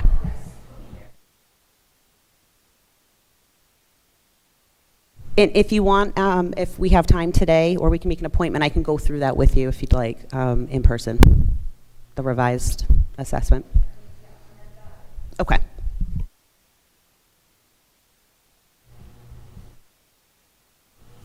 Okay, we've got appeal number 40.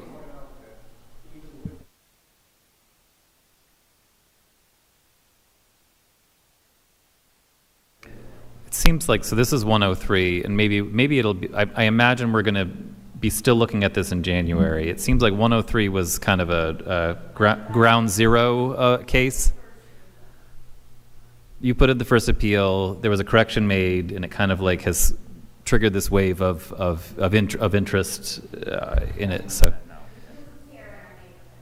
it totally makes sense. Yeah, your assessment, what was the new assessment? I want to know the amount of the new assessment, just to keep it kind of pounded in my head.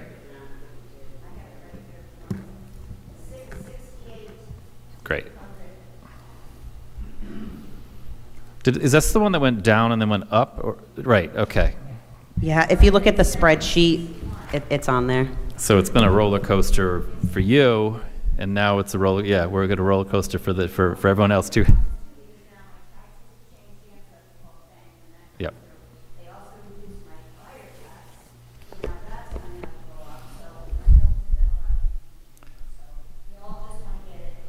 Yep. And I do personally apologize. I'm only human. I'm pretty good, but sometimes. Yep.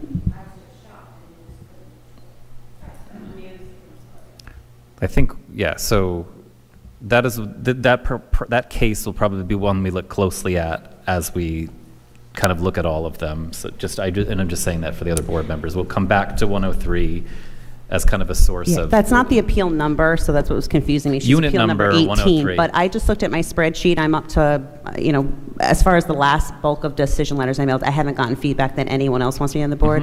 And the others are handwritten downstairs in my office. There's 11 left. I can't recall if there was 1 or 2 left for Brandywine. They may or may not be, but we're pretty much closing the window on. So I think what we'll have to do, because I think we're going to have to come back to this, take a global look, and then go do it all in one day.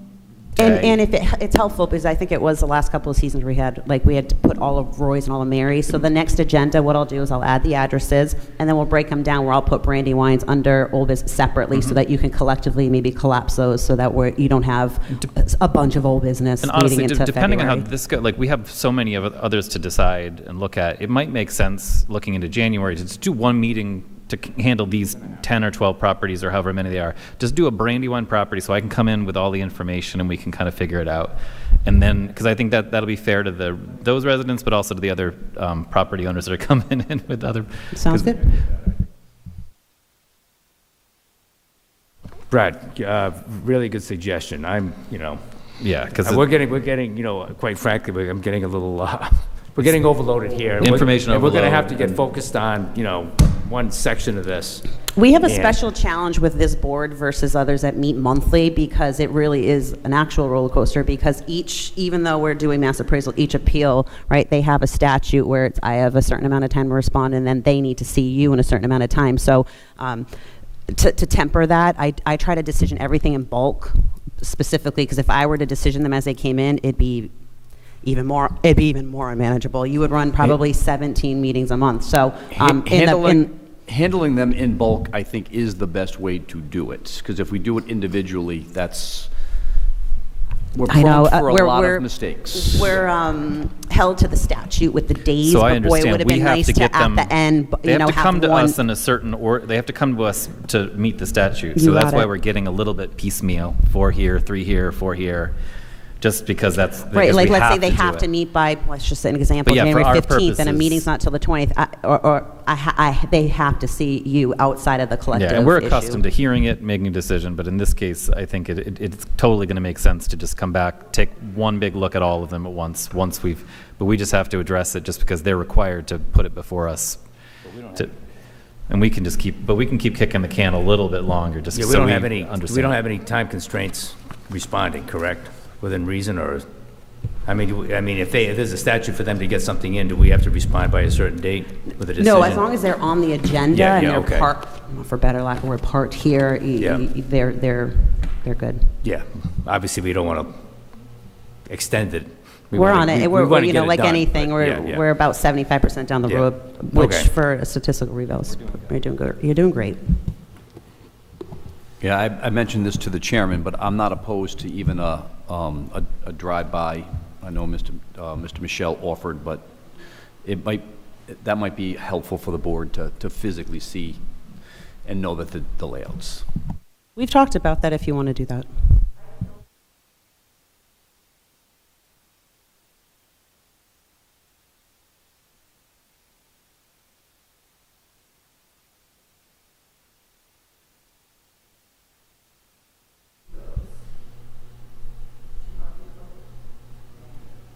Please, Barbara. We want to hear you. Everyone wants to hear you. You have Yeah, good stuff to say. When it comes to. You Yeah. are. But in terms of the physical inspection, I'll say as Thank you. she's settling herself in, it's like, I think that the best way for this to work is if like the first line of this is going to be the assessor's office being able to see these. If people are coming to you making claims about the interior, that's just a factual matter. I have hardwood floors. I'd rather not involve the assessment board unless that's the basis of their appeal. I have hardwood floors and my neighbor has. I support carpet. that, and just so you know, our office will always fix anything, because we don't know what we don't know. So if you call us and say, hey, I don't have hardwoods, guys are crazy, I don't have hardwoods, I have laminate. You We did will fix that. it that day, and we did. You We did do that that all for the me. time, we do it every day, Yes. no problem. But a if physical it's inspection something- by us is fine if that's the case, that if there's a taxpayer here that says, I need you to come take a look at it, it's definitely not what's shown on my card, we will respond to that as well. Yeah. We have done that, years ago, we used to do that somewhat regularly, but I don't know how that would work. We'd have to have a meeting for that. Yeah, I mean, stuff like that, we'd be happy to handle it. I mean, Deputy Jennifer, she's personally, if always we on could- it, she gets it done pretty My fast. preference is if we could have the staff identify as much as that as possible to minimize our on-site visits. If we come in, because occasionally they'll disagree with this, we Yeah. will resolve the disagreement if. It'd be helpful because we're rocking and rolling with all sorts of things you guys don't even want to know about. So it would be helpful if we were going to do this, to have one Brandywine field day. I'd be happy to go out with Jennifer, and then whoever will let us in, we just do it all one sweep. Nobody. Yeah, so see, that's the other difficulty, right? Nobody. I mean, we'll do what we can, but it's like help me help you. And when I think it was Mr. DeMichael that suggested it, and I was thinking too, because most of the time, people do not want the assessor to come look at their property and did not want to let them inside. He is correct in what he said, okay? He was not giving you a line of garbage. He is correct, okay? But the people who have not taken out building permits, have finished basements, you're going to knock on their door and they're going to say, We catch it when it goes on the market, if we see a finished, none of these have been, we have sold 2 condos in years. But you can see the challenge for our office, right? I mean, Yes, I know absolutely. people think government's the all-seeing, you don't want us to be No, it's a all-seeing, real but problem for you guys, Yeah. because everybody's screaming, oh, we want justice, we want to be fair, we want this, we want that. Brandywine has to be honest, and we're not. And that is your problem. you got it. And Alice is shaking her head, she knows. Just for the record, you are recusing yourself, correct, from Brandywine? Yeah.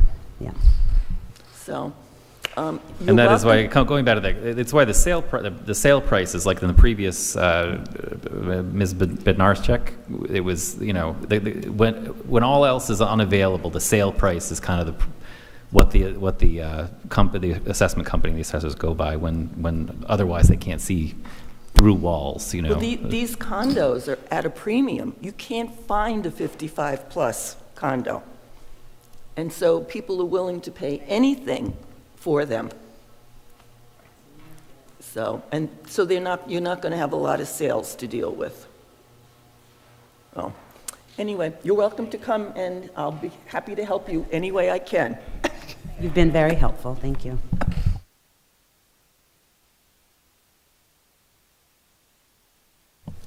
We're done with Brandywine for the time being, correct? Correct. Today. Okay, appeal number 40, Stephen and Dana Gregory.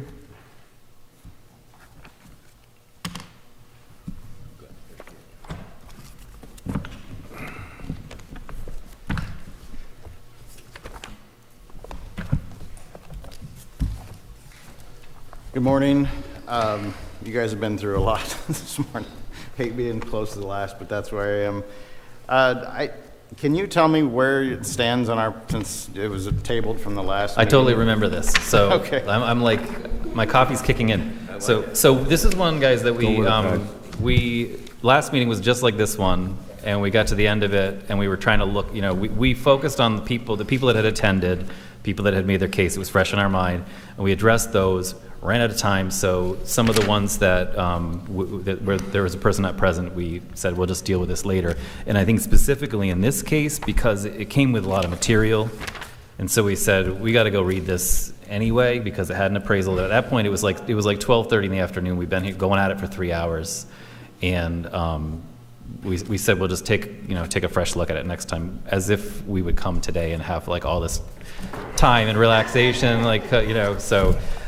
So it was not even really discussed. We just kind of like briefly introduced it and then moved on and said we'll deal with it in December. So nothing has really occurred without your involvement. So, and I'm glad you're here because you did provide information to us, and it's nice when the folks can come and kind of make their case to us. Well, we currently live in Illinois, and we're planning on moving out here within a couple of years anyway. And so I farm, and I was not able to come in October, so I was glad that it was actually tabled till December here. I had lots of notes, but I've listened to you guys today, and so I'm going to try to pick out the things that are most pertinent, I believe. Our house was completed in 2024, and during that time, as is pointed out on the with the assessment, it was there was an evolving assessment. And it says 12 of 23, the assessed value at that point was $1,511,000. The house was all completed shortly thereafter. March 8th of 24, it was completely done. We had an appraisal done, and you had that before you for $1,850,000.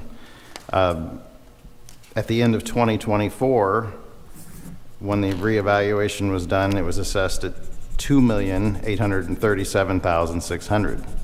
That's quite a jump in over just less than a year's time. Once we got the assessments, I did partake in the phone hearing, and that resulted in a reduction to $2,772,100. I still feel that's overvalued for our property. From the property card, you can see that it was closer to $2.3 million to complete the house. In July, I provided 4 comparable sales dating from August 10th of 23 to 10/17 of 24. And even with the appraisal, I know it's hard finding comparables within the area, and the assessor's office had once told me too that granted, some of the comparables in the assessment weren't in the South Kingston area, so they weren't particularly looking at that, I guess. But that's just as close as they could tell. Doing my research, finding homes in South Kingston that are in that 2.8 million range are most likely on water. There's multiple buildings, or they're larger buildings, larger homes, sitting on larger acreages, or a combination combining all those characteristics. I don't know if you're familiar, the Inglenook Lane's down by Theater by the Sea in Matunic. It consists only of 8 lots, and 6 of the 8 are flag-shaped. The 2 at the front are just squares. They have access to the road, but the flag indicates access to Cards Pond Road.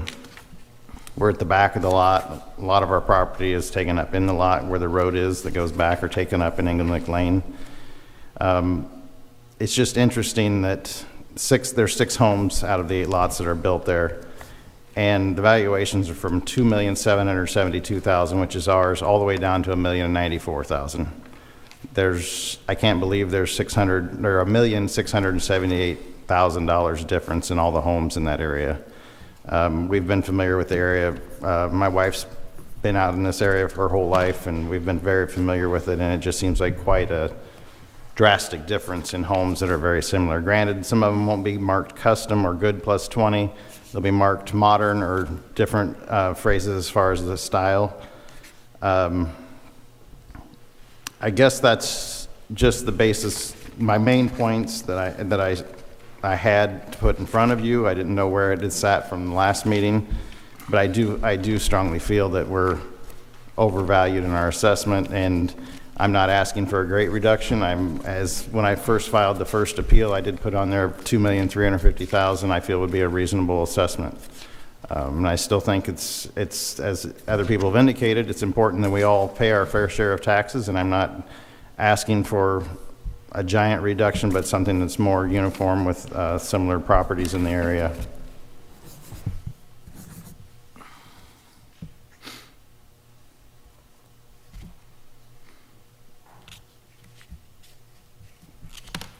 Questions, comments from the board?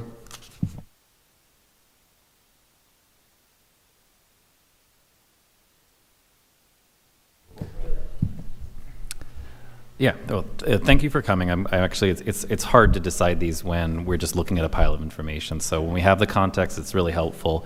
I think maybe two areas we would be interested in, the board would be interested in. I think being recent construction.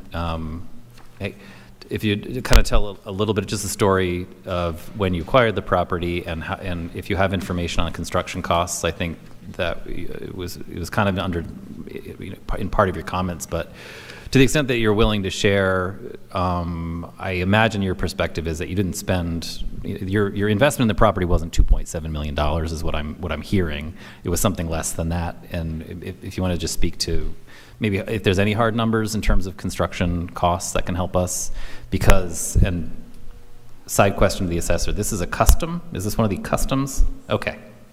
Yeah. No, what was very shocking to my wife and I is the building value, when you guys have that down there, it's listed on the property card at 2.246, or $2,246,620. And I think it came in at $2,300,000. And I mean, I'm upfront with you on that. As far as the property itself, it was passed on to us from my wife's family.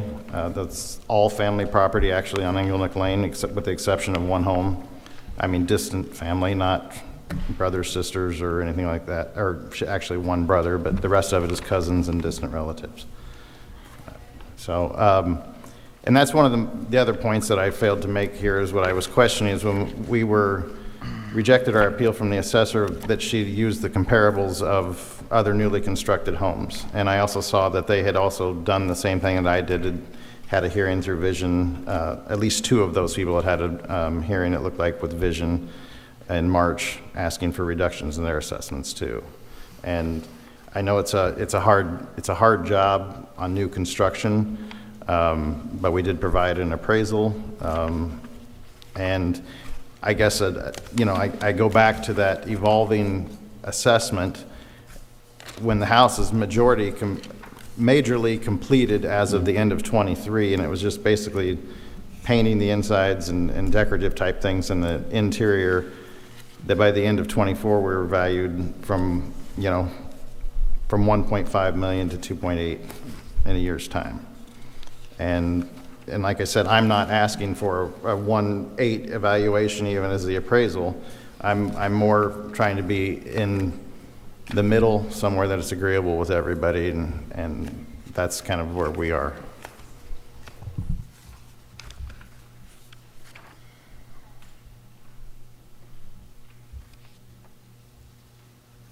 And in terms of the appraisal, maybe I'll just put that on the table. There's an appraisal, the effective date is March 2024, so it's within the assessment year. It's a little bit before the date of assessment that the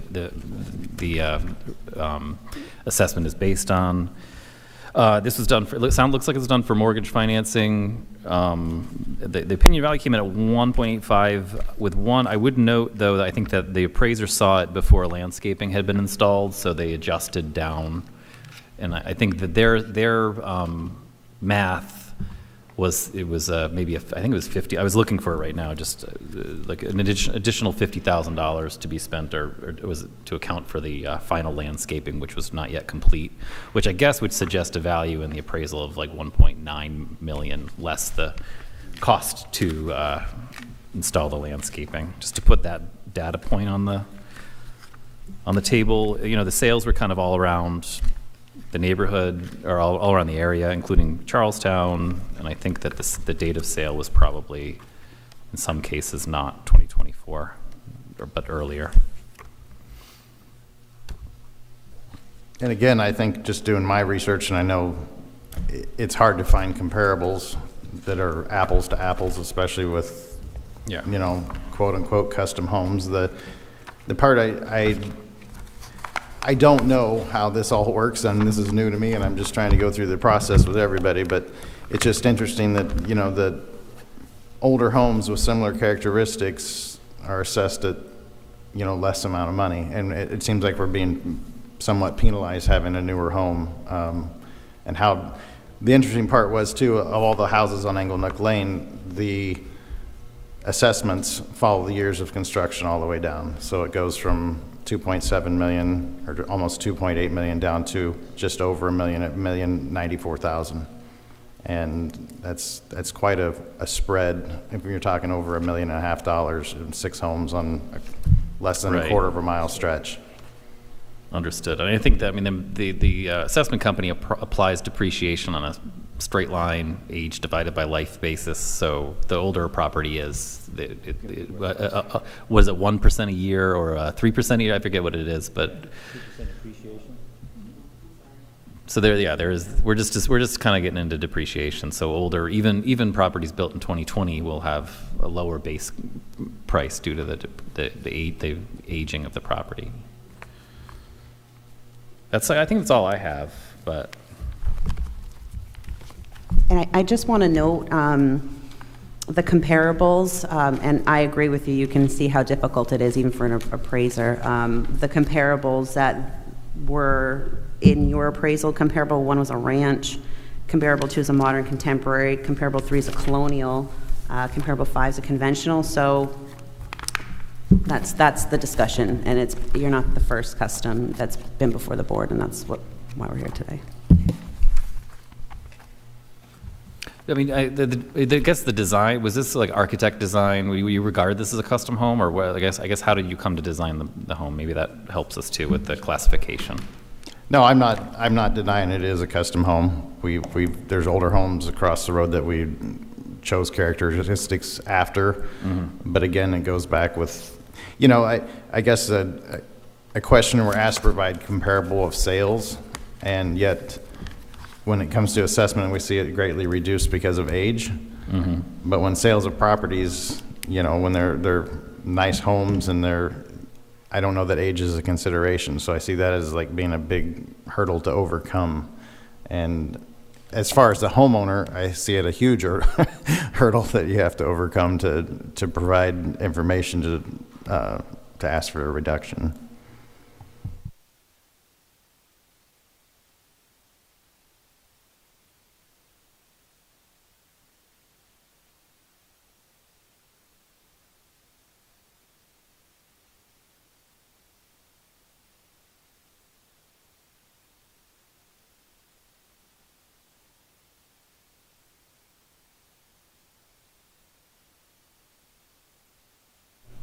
Yeah, I pulled it was from the previous meeting, yeah.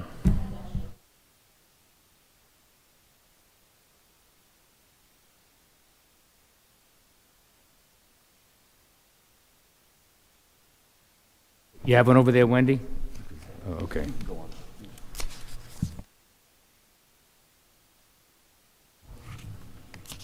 I mean, I agree. I mean, I think this is, I think the value of this is overstated. I think it's higher than it should be. How we're gonna come up with a, I guess I'm open to figure out how we're gonna come up with some type of, you know, plan or reason or, you know, vehicle to be able to make an adjustment here. And I'm just looking at the floor plan here, so everything on this floor plan is your house here, right? I mean, it's like you got 3,240 square feet of living space, and then you have the screened-in porches and things like that, so. I mean, a house like this, you must have been around $500, I mean, it would be at least $500 a square foot, I would think, to build something like that. Yeah, again, it goes, the cost is very close to what's actually on the property card. It was just at 2.3 million. And then, again, I know with the appraisal, you're exactly right. They did not have in consideration the landscaping. It was not done yet at that point.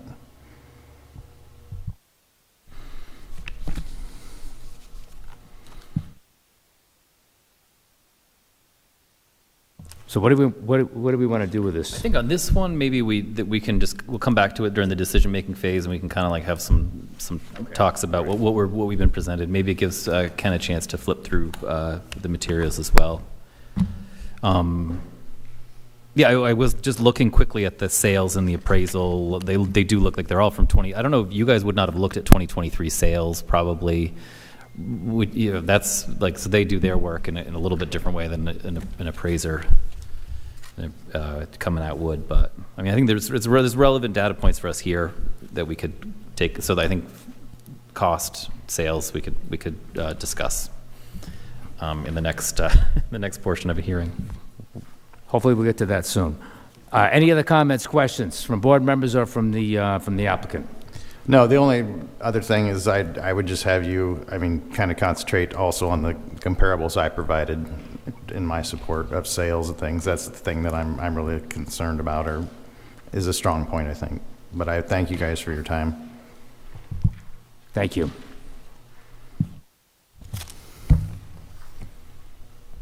Last item on the agenda is Lot TCW 13 LLC, and I see that the gentleman approaching the bench or the table is here.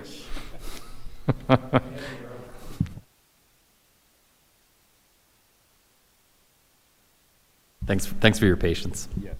It's been a long morning. Sorry about that. I do remember this very well from the last meeting, and I did not get down there to look at the property. However, I am quite familiar with it. So. All right, so. So, does the applicant have, would you like to present anything? Yes, please.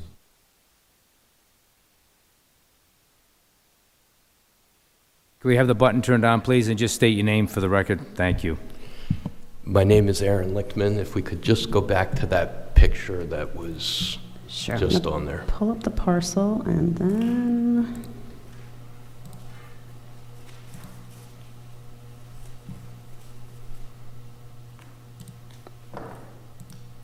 All right.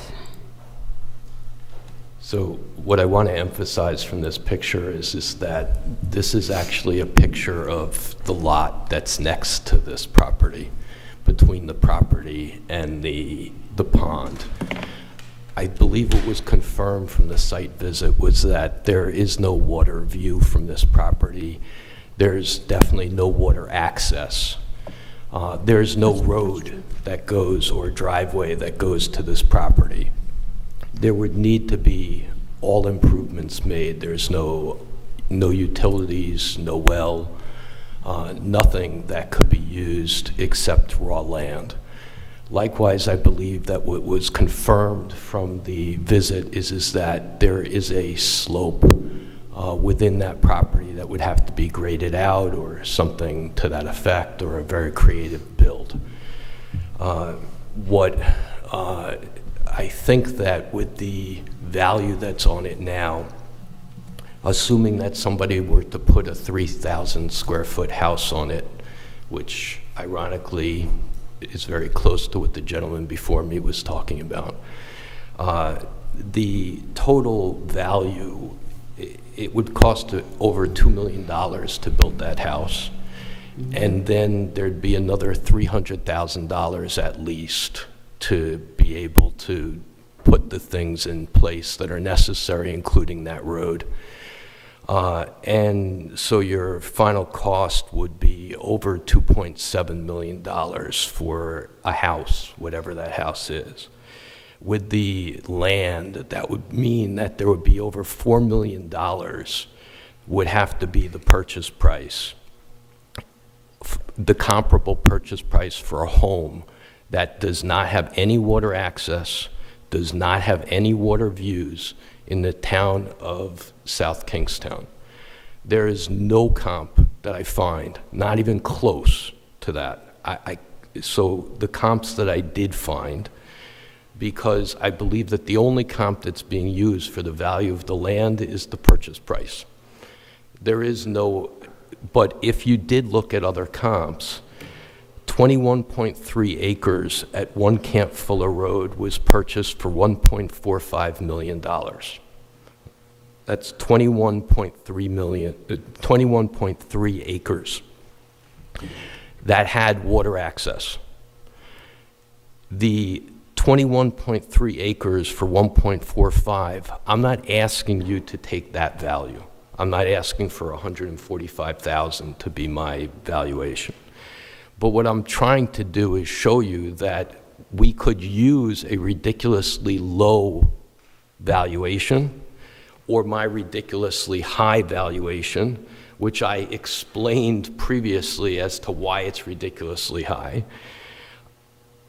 And we'd be wrong in both cases because it's not appropriate to use something that's ridiculously high or ridiculously low.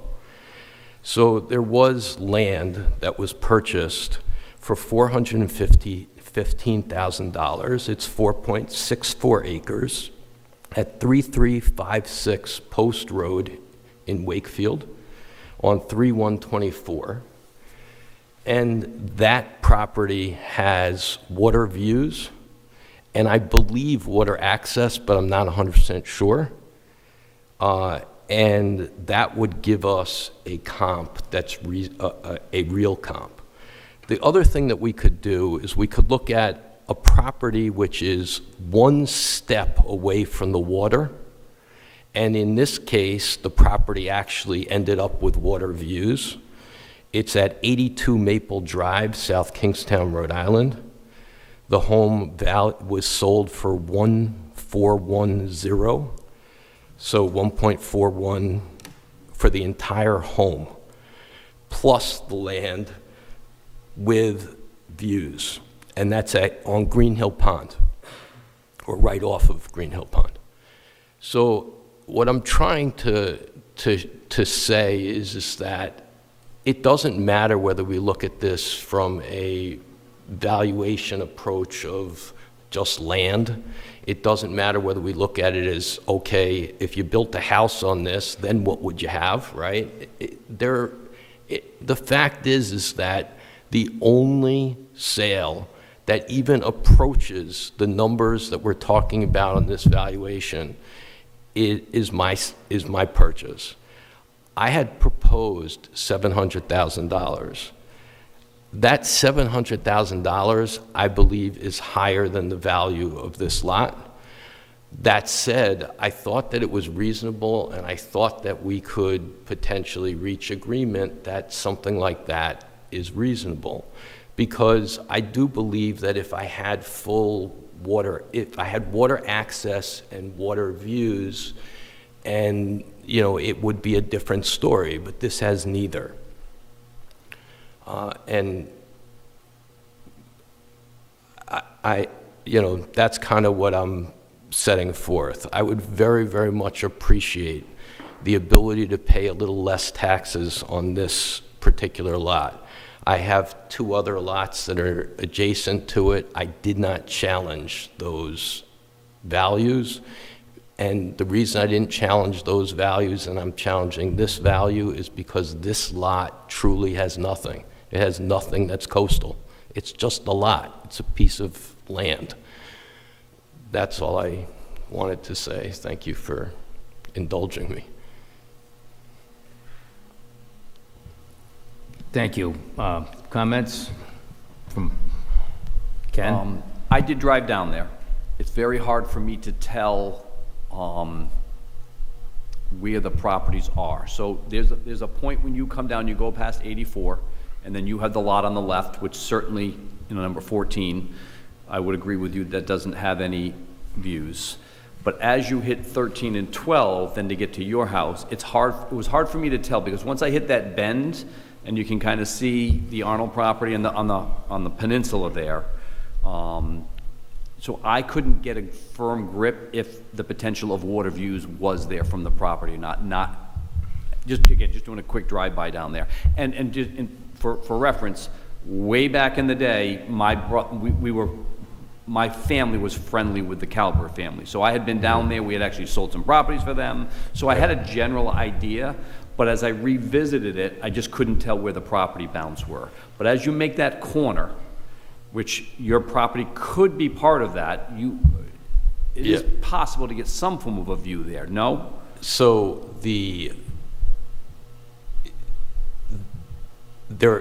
because there are three lots. Yep. And then. And just so you know, I am looking at a plat map of it that I pulled up. Yeah. Okay. So this kind of, this makes it easier. So correct. On that map, you can see that there's a large swath of land that, on your view, doesn't show all the vegetation that's there, but there's a tremendous amount of vegetation there. So you would have no view going straight, because there's vegetation, and then even if you had the vegetation, there would be the house that would be blocking you anyway, or some of your view. But you can't see across that driveway. So basically, once you hit that driveway, that's the end of your view. You now are blocked by vegetation. Because there's a lot next to it that's wooded, you likewise have no view going that direction, because because of all the vegetation that's there. Okay. So basically, you can't capture views unless the lot next to it was cleared. If the lot next to it was cleared, you'd have like side views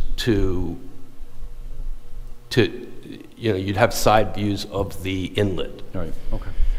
You would never have long views like you do from the property on the end, but you would have some. But that said, as it is right now, which is I think the condition we have to take it in, if I were to sell this, the person would essentially have no views whatsoever. Okay.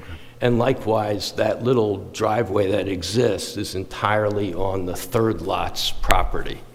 So that driveway, some passage would have to be created. So off of Turner Cove, there's no direct access No. to the property. It's the hockey stick type lot going up. Okay. Yes, the third lot that has the house owns what you call the hockey stick. Okay. And so right now, there's nothing, there's no way to access it. That's why it just, the cost to develop this lot would be very great, and then to contemplate that this would be, in the end, more than a $4 million house that's sitting there, that's not possible.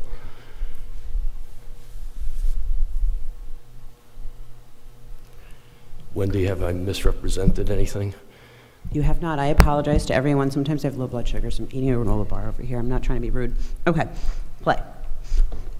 So I'm taking this video. There's the road. I tried to do as much as I could before I hopped over the fence. I'm sorry, not the fence, the lovely stone wall. So that's what I got for the video. Let me just show you what we did. It was a little tricky. Where you were on the property, based on the plot. So Oh, I'm terrible at that. Jen, you want to help me out? she was facing towards the pond there. Thank you, sir. And she was standing at a high point, because Right, so this is it right- slopes up to the road. It Yes. dips down after So the it didn't road. dip here, right? And then I'll walk you through. Bear with me a moment. That's from the road. And then here is the wall. So it's pretty thick right there toward the left-hand side. I'm sorry, I'm terrible with northwest, southeast. And this is from the wall looking toward the street. And then this one, I think I'm over, nope, this is the one over the street. I thought I had another video I had actually gone over the fence and tried to see how far the slope was. I didn't fall. I don't have much more to present other than I think, Mr. Monroe, you did the best thing, the drive-by, like really physically getting out of the car and checking it out. It was hard for me to tell where the Yeah. property bounds were, and then what you This was, sort of couldn't see. this was Also, tough. the fact that, again, the main house owns that land across that too, so Yeah. if you had a better sense of where you were on the properties. I tried to get as far in as I could. Like I said, I thought I had another photo of me, looking up to see, so you could see the slope. Yeah. You don't happen to have your phone on it. Essentially, the property, I'm going to use right and left, right? The right is as you're coming in the driveway, and the left is towards the house, right? So to the right, that lot is significantly higher than this lot. So then there's a slope that comes down to meet the kind of ground. That's part of this lot, is that slope down. And one of the reasons, I don't think even if you build a tall house, I don't think you're going to capture views, maybe, through something, or winter views, maybe. But I think that essentially it's just a lot,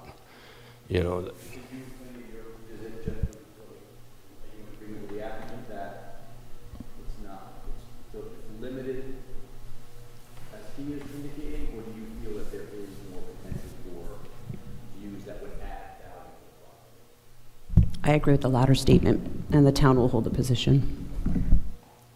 Wait, you think that there's potential for views? How? Yeah, do you want to take it from me? Would you say ministerial is a decent example, or do we not want to go there? Okay, let's not go there. I agree with everything you said as far as how much it will cost to grade and all of that. There potentially could be, you saw that photo left from the road, there could be some type of view from a second floor window. Like, this is assessment world, right? That's how we look at things. So I hear what you're saying, but it is a subject sale for the reval, so that is going to be very sensitive for the town to take a further position on. I worked with the project manager during the reval for this. We looked at all the other vacant lots surrounding it, made adjustments accordingly.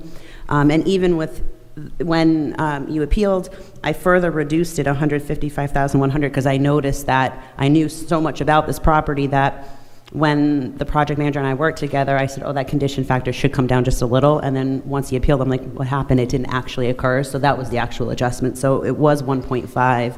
Now it's 1.1. We reduced this to 1.3 based on that. So that's as far as we'll go.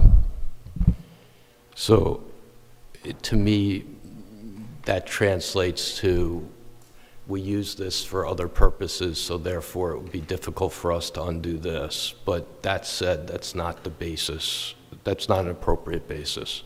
Highest and best use would be our basis. It has to be the fair cash value of the property. And that means what I could sell it for, not what I bought it for, and not what somebody else is being charged on their taxes. And so from my standpoint, I don't think that there's even a colorable argument that one could make that I could sell this for 1.3, 1.4, 1.5. Once you add the cost of a house, you would be talking besides my house, you'd be talking one of the most expensive houses ever built in this town. That lot is not one of the most expensive houses ever built in this town. It just isn't. Yeah, I think that what I'm hearing too is, as a matter of site utility, the upfront investment to make the site buildable. So some of these site constraints it may not be worth the investment, because the construction costs and the site utility, the cost to make the site viable for a home could be prohibitive. And I think that, I mean, the question, I don't know that the entire question is going to hinge on whether a second or third story, widow's watch can or cannot be created either. I think, I just want to know that I'm hearing, I'm looking beyond just the feasibility water view is like one element, but I think there's other elements to consider. We have seen it happen before where there's been a sale that sets the assessment, and then the homeowner or the property owner comes in and lets us know that, I willingly paid that, but there are, other motivations. And I think that's what I was hearing the last time.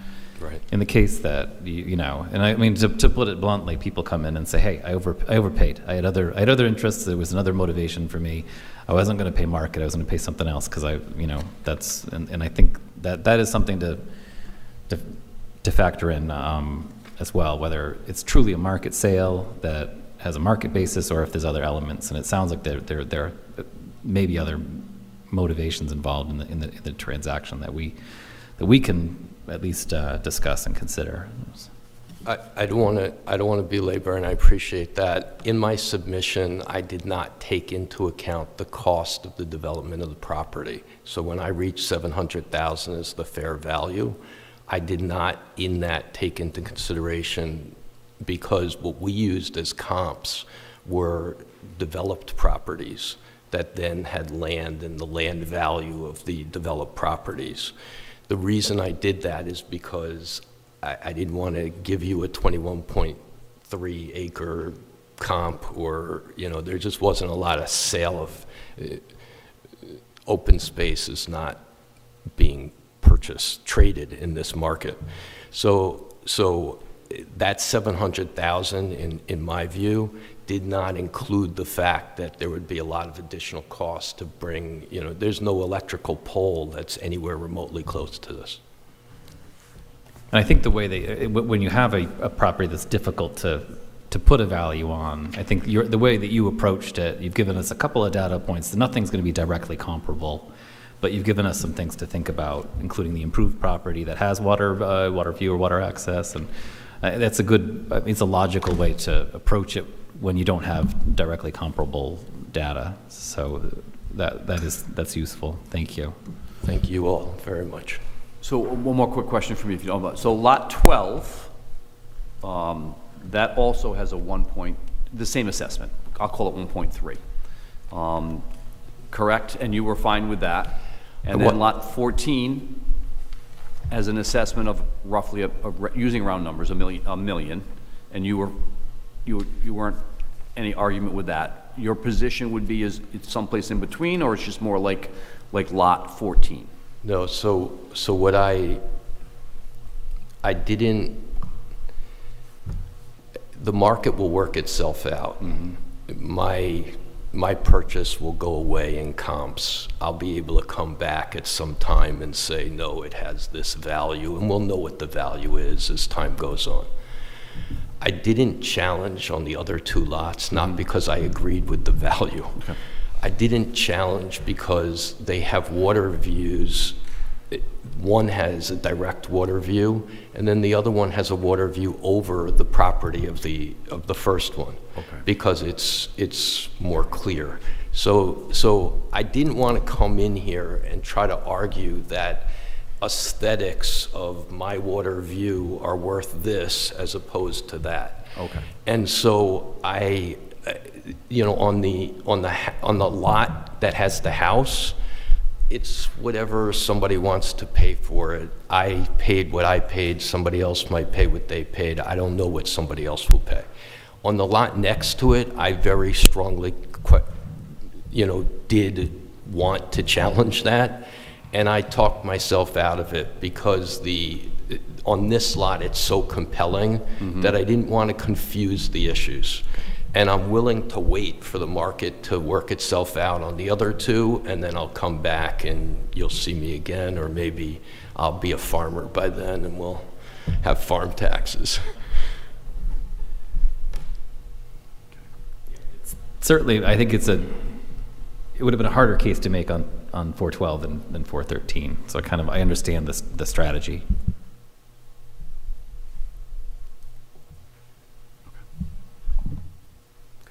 Thank you. Any other comments, questions? Thank you.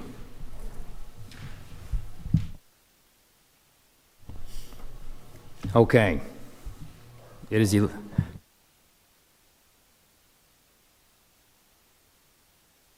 you want to stick around for 5 minutes, maybe we'll figure that out. I think that's what we're going to talk about Yeah, next. I mean, yeah, we'll find out. Normally, it would probably be the last thing that we get to as we go through these, but we're going to have to come up with a strategy for like what we can decision today and what we can't. And I don't know the answer to that right now. But we do, I mean, I got to be out of here by like 12:30, so I'm hoping we make a decision.